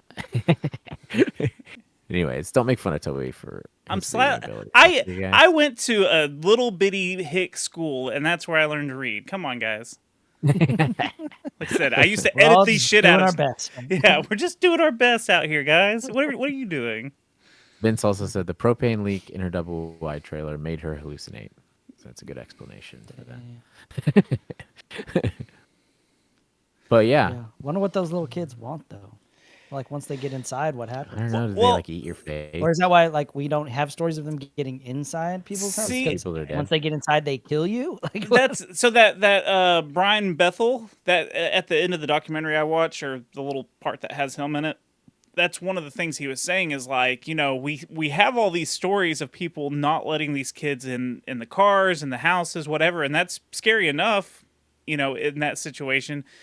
But it's the stories that we don't know about where they did Right. get what they wanted, like when who they kn- let them in. Yeah, yeah, exactly. Yeah. So, Then what happens? That's the scariest. but part. like I said a long time ago, because we did cover this a long time ago on Secret Transmission, there was like stories where it was like, and then they murdered them all, and we were just like, but how do you know that? Like that doesn't make any fucking sense. If they murdered everyone, anyways. So yeah. Unless you find old newspaper clippings like in a 90s movie, it didn't happen, okay? So, Yeah, on a rotoscope or whatever. What is that? yeah, Oh, The yeah. library. Yeah, at the rotoscope library. Yeah, yeah, rotoscope gotta it. find old newspaper clippings. If you can't find it on rotoscope, it didn't happen. Yeah, Just it's saying. not real. That was pre-internet OG Right. stuff. And like now it's like, I found this article on the internet, it's probably fake. Yeah. There's a 99% chance. that's the thing. So, like back in the day when I used to do the research for Secret Transmission, it was so easy to find all these stories. Like I actually had to put in some work just to find these 4 stories. I found a couple other ones, but they weren't as good. Not that all of these were great, but like Yeah. so many podcasts cover these kind of things now. Like anything you pull up, it's like fucking this podcast, that podcast. That's all it is now. It's just other podcasts covering these Okay. stories. Yeah. So it's really, really hard to find. Like I used to could find like eyewitness testimonies where like someone sat down and filmed them, and they're like, "Yep, this is what happened to me. Those little black-eyed kids walked up to me," and yeah, but you can't find those anymore because it's just oversaturated now. It's crazy. John Helton says, I was kidding, not trying to rag on anyone, Toby. It's okay. Vince says, real scary story happened to me. I was driving down a 50-mile back road and it was poorly lit.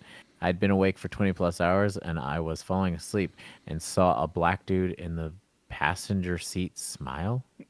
Woke me up fast. Ooh, What? Is that for real? I have what I have happens so when many you- questions. Yeah. When you're sleep deprived, you'll start hallucinating. Damn, son, that's actually pretty creepy. Was it like the Cheshire Cat kind of shit? Or, Or was it a Candyman? shadow Did person? you say fucking Candyman? Candyman. He says motherfucking you say Candyman, dog. I'm a shit the pit. He was singing that song, "The Candyman Can," and He just popped up. the Candyman Can. The Candyman showed up. I'm gonna shit the pit. Anyways, speaking of shitting the pit, Warp Tour is coming back. Let's get to this final segment of the show where we Horped. predict who will play Warp Tour. I think I have a couple of ideas who might be on it, but this is not headliner status because in a world where Warp Tour still exists, who the fuck do you get to headline that shit? So I got a few ideas. let's talk about it coming back first of all. How do you guys feel about this? Stupid. I think it's cool. Well, Nice. I think it's cool, Alright. stupid. Toby's the new fuzz. Here we go. Someone's got to do it. Right. So what were you gonna say? Someone Toby's go not a first. festival guy anyway. Right. Yeah. That's fair. That does take into account on this. Right. Right. I am not a festival guy, and I literally talked about it on somebody's comment the other day. They were like on my Facebook page. Somebody was, or not on mine. I was scrolling to where I saw their comment. It was like, man, it was talking about the lineup for Sick New World, and it was like, man, I really wish I could just go to something like this someday.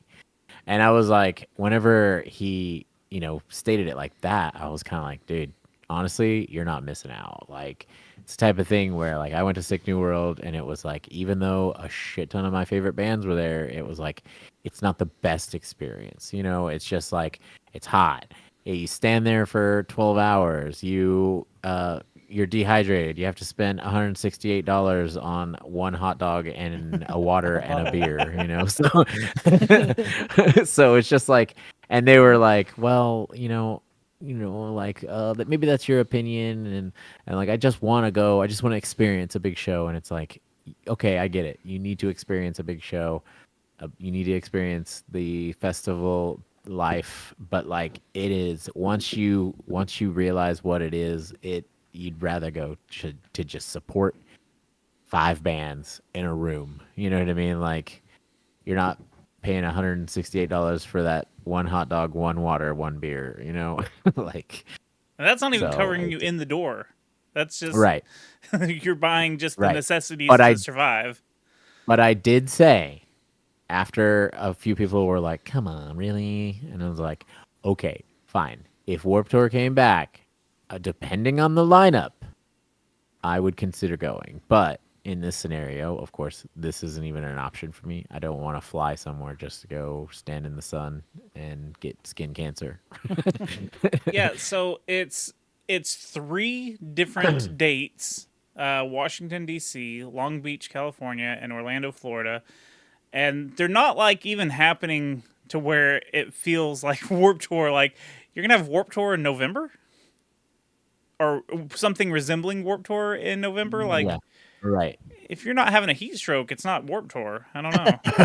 Yeah. First off, Yeah, exactly. Yeah. Y'all gonna sell those sun hats in November for this? You know?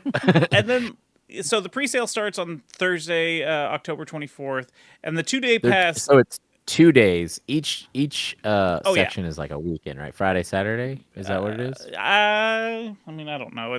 But yeah, Or is it's it all two weekend? it's 2 consecutive days: June 14th and 15th, July 26th, 27th, November 15th and 16th. But that, I mean, for a 2-day pass, $150, that's reasonable in my opinion. Even though I wouldn't want to go to this. Oh, it's Saturday, Sunday. So Saturday Sunday shows. Yeah, because I think Furnace Fest was like 300, right? Yeah. Is that just Furnace Fest. that's for 2 days?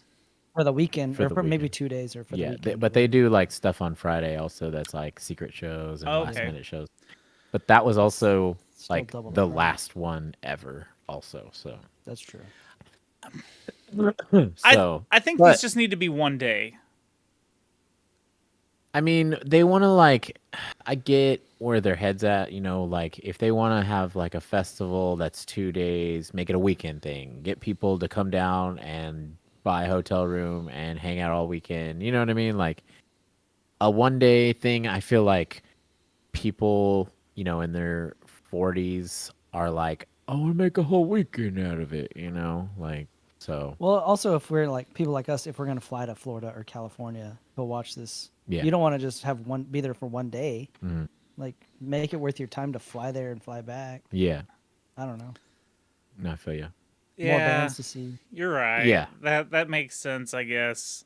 But just do Warped Tour. I don't understand. Like, why are we fucking around with this? Like, just do the Warped Tour and you don't make it as great big as it used to be. Like, cut some of the stages and do like. Well, that's one of the main problems though is like there's no middle ground between like bands that we like and the size of them, and then the next step up is like festival headliners. You know what I mean? Like if those people like if you're saying they just like make it a shorter tour that goes everywhere, then the headliner is gonna be like, bro, why are we here doing this? We could just be making the money for ourselves on our headliner. You know what I mean? So it's like there's no middle ground to have these in between size bands that are, unless you just make them a festival show.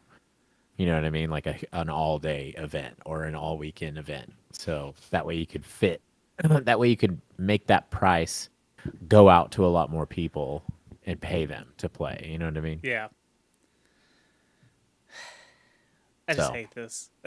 I just hate it. The festival thing is just like every time you turn around, there's a new festival being announced, or there's drama over a festival burning to the ground. I think in the last just year or so, we've had like 2 or 3 that just were complete disasters.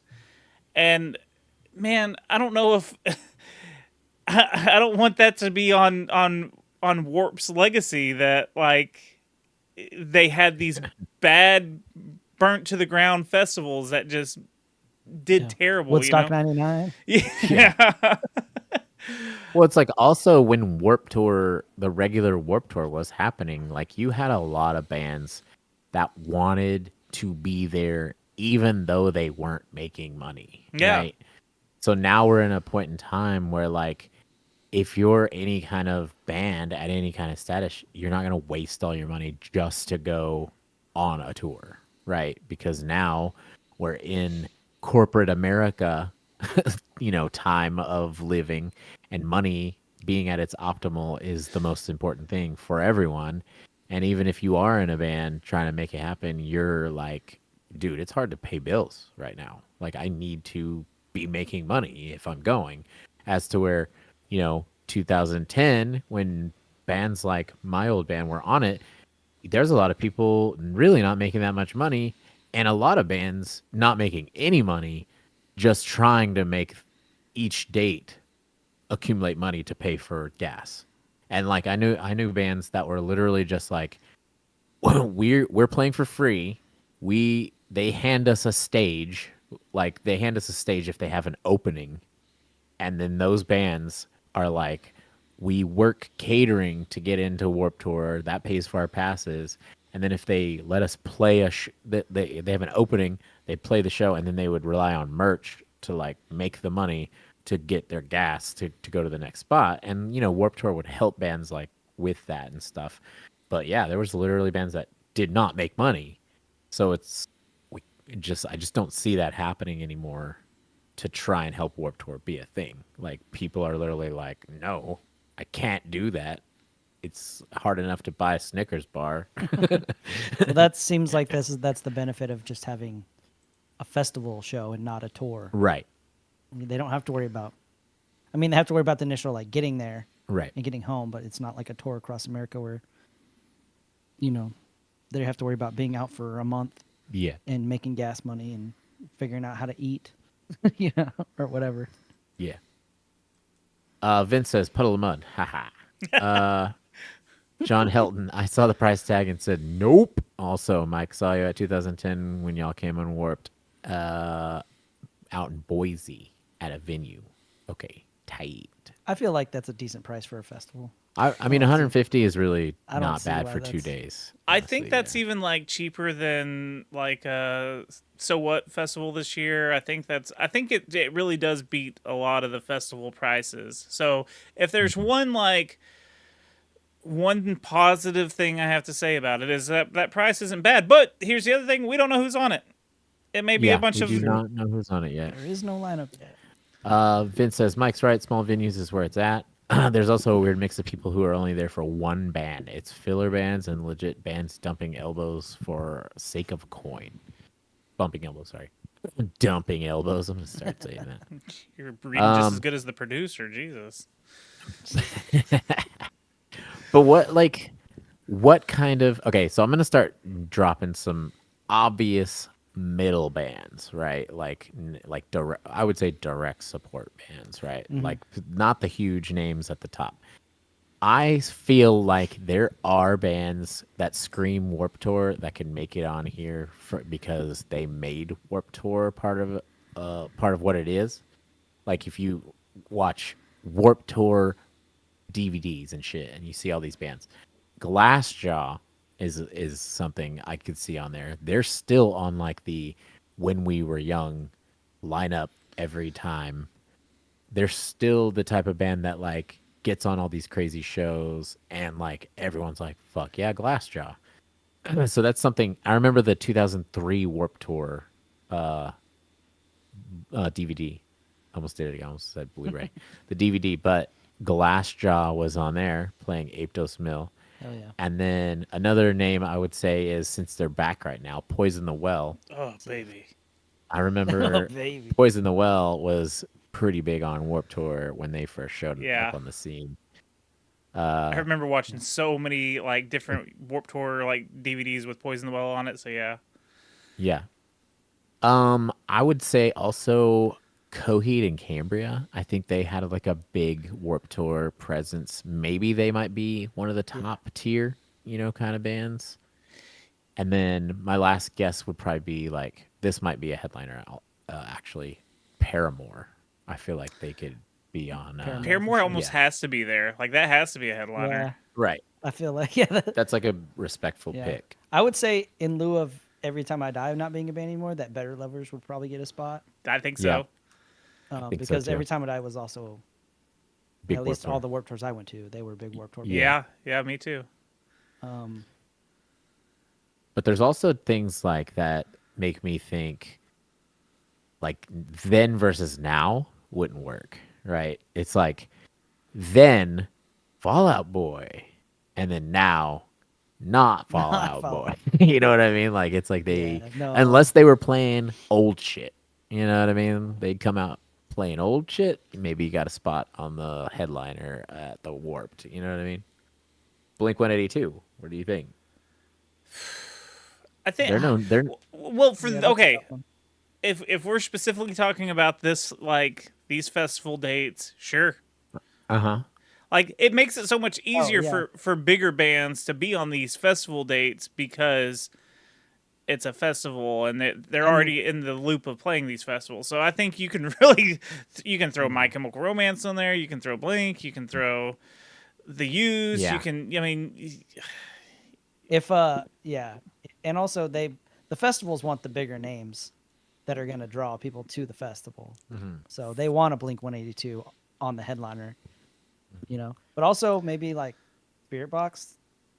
yeah. I mean, I They're could. pretty Yeah, big right now. they're pretty darn big. They could be on a headlining spot. Maybe. Knocked Loose as a headliner. I don't know if they would. I mean, even Spirit Box and Knocked Loose, I feel like would be somewhere direct support. Underneath all the huge names. You know what I Yeah. mean? Yeah, I definitely think like Paramore Paramore's a good one. Paramore. Take 'em- Paramore is super would be respectful. up there. Taking Back Sunday. See, I don't think they have as much oomph and draw as they did No, at one point. but if there's some kind of 20-year anniversary for an album, like I could see that being like, hey, we're really throwing it back. 20, 25. I don't know how many freaking years they've been around, but you know what I mean. Yeah. I mean, do you think it's going to be like more of what actual Warped Tour is, and Warped Tour being someone that's like, we've got the big bands up here, and we have a shit ton of bands that like need exposure. You know what I mean? Like they're hype bands, but they're not big, because that's what real Warped Tour really was. Yeah, I don't know. I feel like it's gonna be like No Effects, and Yeah, which I don't have anything against No Effects, but you know what right, I mean? Like, yeah. Well, I they feel like broke it's up. gonna be the Staples. bands that they want like to bring the money. Uh-huh. I feel like it's more of like a corporate cash grab than a Right. let's put all this money and support the little guys. Here, I don't feel like it's that. I've got this is When We Were Young 2023 lineup. Okay. So Oh, Green Day, yeah. I mean, I feel like you could throw half of these bands on because they have played Warped Tour at one point or Yeah. another. But I know that those, I think that was like $300 or $400 for that one show, one day, and 2 stages. Well, I'm just talking about for Right. headliners, for like Right, I just know. cherry picking some headliners out of this group. Like, I think that's super Right. easy to do. For sure. Because But I you think also have to think about spreading $150 per ticket over 2 days versus like $400 for one day. So you have a lot more money to work with Yeah. to throw at lots of those headlining bands. Yeah, you know? you have to be able to afford the headlining bands. Yeah. You got to pay them money. Yeah. Where did So- I read that there was going to be about 100 bands on these two dates? 100 bands in 2 days. That's an ungodly amount, but I could have. Each show will have 70 to 100 bands, according to Loudwire. More, I guess Damn. more than 2 stages. Then I would assume. Yeah. And then shit, it might be like traditional Warped Tour then. Where it sucks because you're not going to see all your favorite bands because they all play Yeah, at the where you have exact to same pick time. and choose. You have to find that You're like- stupid inflatable, and you're like, "Fuck, nope. Yeah, I'll go there for 15 why you- minutes. I'll go over Yeah. here for 10." So I have a question on like old school Warped Tour. I don't know this because I only went like one day. Uh-huh. But like if it's multiple days in the same location, did the bands No. play 2 days or they just play one set? No, it was always one day each city, and at the So then yeah. at opening. So at if a- you missed a band, you just missed the band. yeah, They were at done. 11 o'clock, the lineup would be posted at the entrance of Warped Tour, and it would show all the times, and it would change every day. So, and because they didn't want any particular band to be at any particular spot, they would only do things like if it was like near your hometown, they would let you, if you're a bigger band, they would let you close your stage. So Nice. So yeah, like in the mornings you would see if you were playing the Oh, yeah. the I Journey remember that. stage, Poseidon, Cyclops, whatever, Monster, Full Sail. Yeah. yeah. I just didn't remember if they did like multiple days in the same location or if they was just No, like one one day. day. Yeah. Fuck this. But yeah, world and thing. it would, dude, you'd be like, oh man, we really have to get over here to see my favorite band, and now I'm stuck in the crowd, and it's not Can't get moving, through. and the Mighty Boss Stones are playing right in front of me, and that's my day. Yes, dude. I remember having to crowd surf out of Under Oath because I was wanting to go see whatever band, and that's I don't remember seeing the other band. I remember to get out of the crowd because I was so whatever that pavilion is. You know where I don't know what it's called anymore. It used to be the Smirnoff. Dos Equis. Equis. Yeah. Yeah. So you're underneath that pavilion, and there's just nowhere to go because there's so many kids, and I was like, lift me up, and I crowd surfed out of there, and that's what I remember. Just get out of that fucking little area. It's Oh crowded. yeah. Under Oath, yeah, that's a good one. That I Under Oath. wouldn't doubt that they would be on this, Yeah. especially if you're talking 100 bands, dude. Everyone we named. Yeah. All of them. Yeah, every single band Well, we named. and you got to understand, like, I know this is sort of aimed at us because we were the kids that went to this. This is what we grew up with. But they're gonna have to have some new like rap and stuff on there. SoundCloud rappers. Yeah, Yeah. some people that we probably don't know who they are, like Yeet No. or something. That's It my honestly Yeah. just kid loves Yeet. yeah, Yeah. this feels more like so what? yeah, This is what it is starting to feel like. right. man. Yeah, gotta have some. You gotta have some ska, dude. You gotta Yeah. have some ska bands, bro. Yeah, we Real gotta Big have some Fish? Real big. Damn, yeah. That's it. Yeah. He did Goldfinger, come on now. You nailed it. it. Nailed it. Let's see here. Let's get in the chat for a second. Vince says Poison the Well reunion show in South Florida was packed to capacity at the Culture Room. Hell yeah. Me and Rabbit went to LA and saw them in LA and Pomona, and it was dope as all hell. Yeah. That was the sickest shit ever. That was that was insane. Yeah, I was into it. Blink and Fallout are headliners. They don't need these shows. But you say that, but Yeah, but Warped Tour needs the money. yeah, Warped Tour would pay people like them Warped a lot helped- of money to Warped show helped up. build them. Yeah, I could exactly. see them.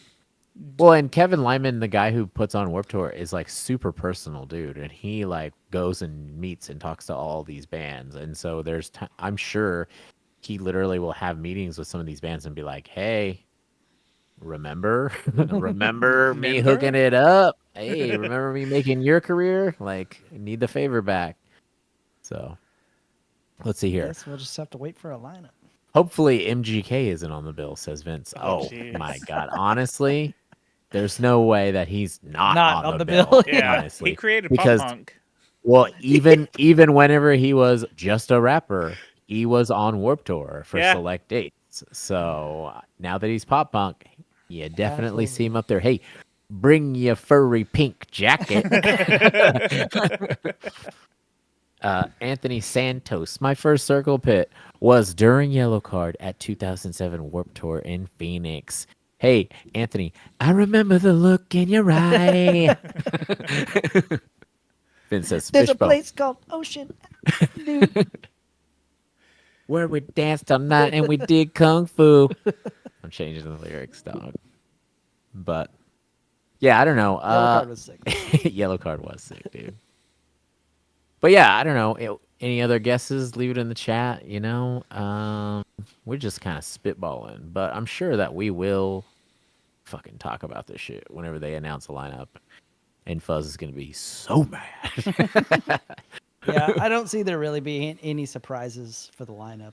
Yeah. Like we're gonna get the lineup and we're like, yeah, checks out. Yeah. I feel like that's I how mean, it's like gonna you, go. like you were, bringing up that when we were young flyer from like what was it, a couple years 2023. ago? Or Yeah, just something? last year. Or last year.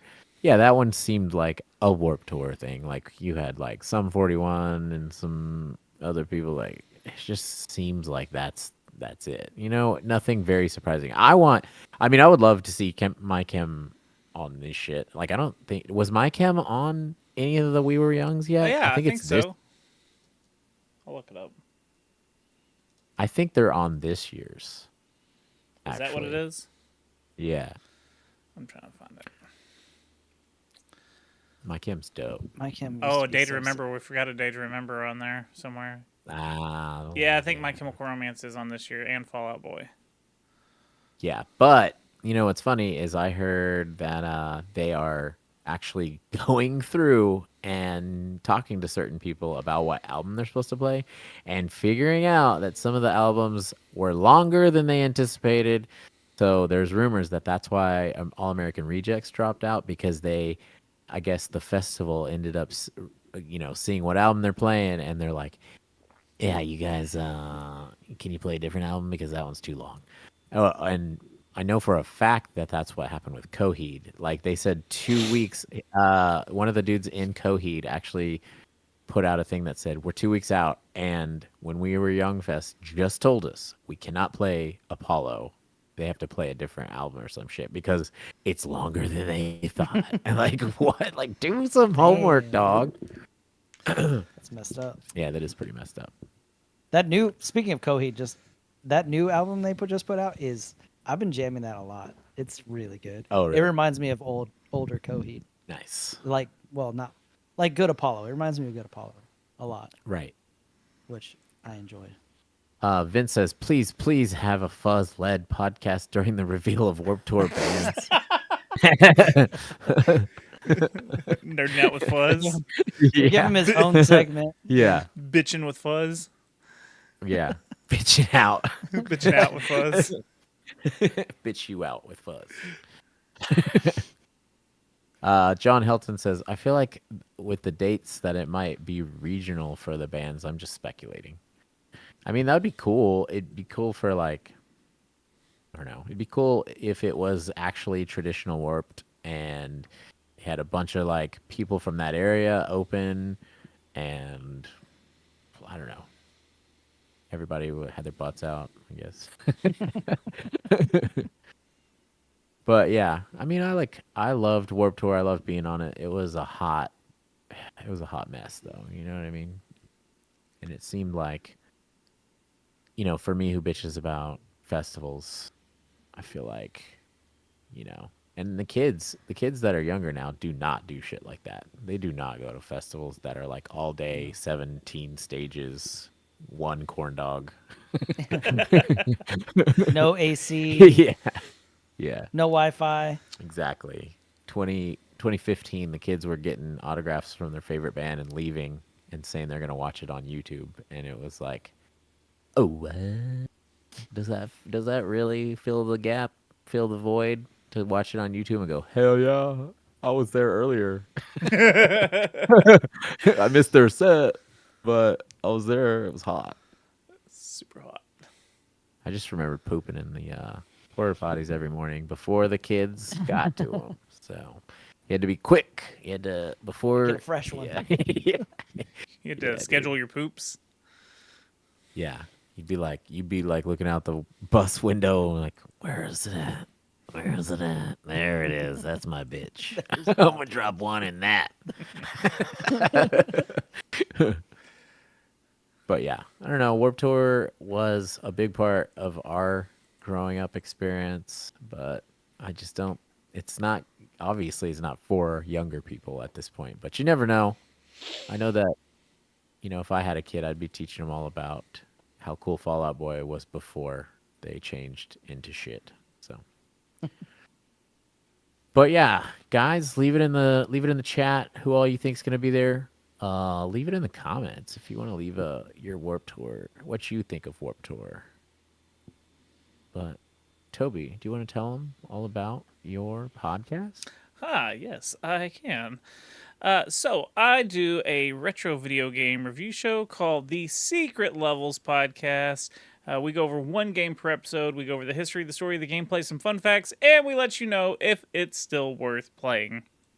I also produce my co-host's wife's podcast called Nocturnal Mysteries, and it's spooky, lots of spooky stories, lots of haunted places and stuff. So if you like spooky stuff in the spooky season, then go listen to Nocturnal Mysteries, and you can find both shows wherever you can download podcasts, Apple, Spotify, wherever. And you can also catch me on Twitch, twitch.tv/TobyVonDoom. I play video games there. It's a lot of fun. So yeah. Rabbit. What's up, nerds? It's Rabbit. I'm in Terminated, little band. We haven't been doing much recently, but writing, hopefully. They say they're writing. We'll see. And supposed to be recording, but I don't think that's happening. But hopefully sometime soon, or the turn of the new year, we'll have some cool stuff for you guys. But that's it.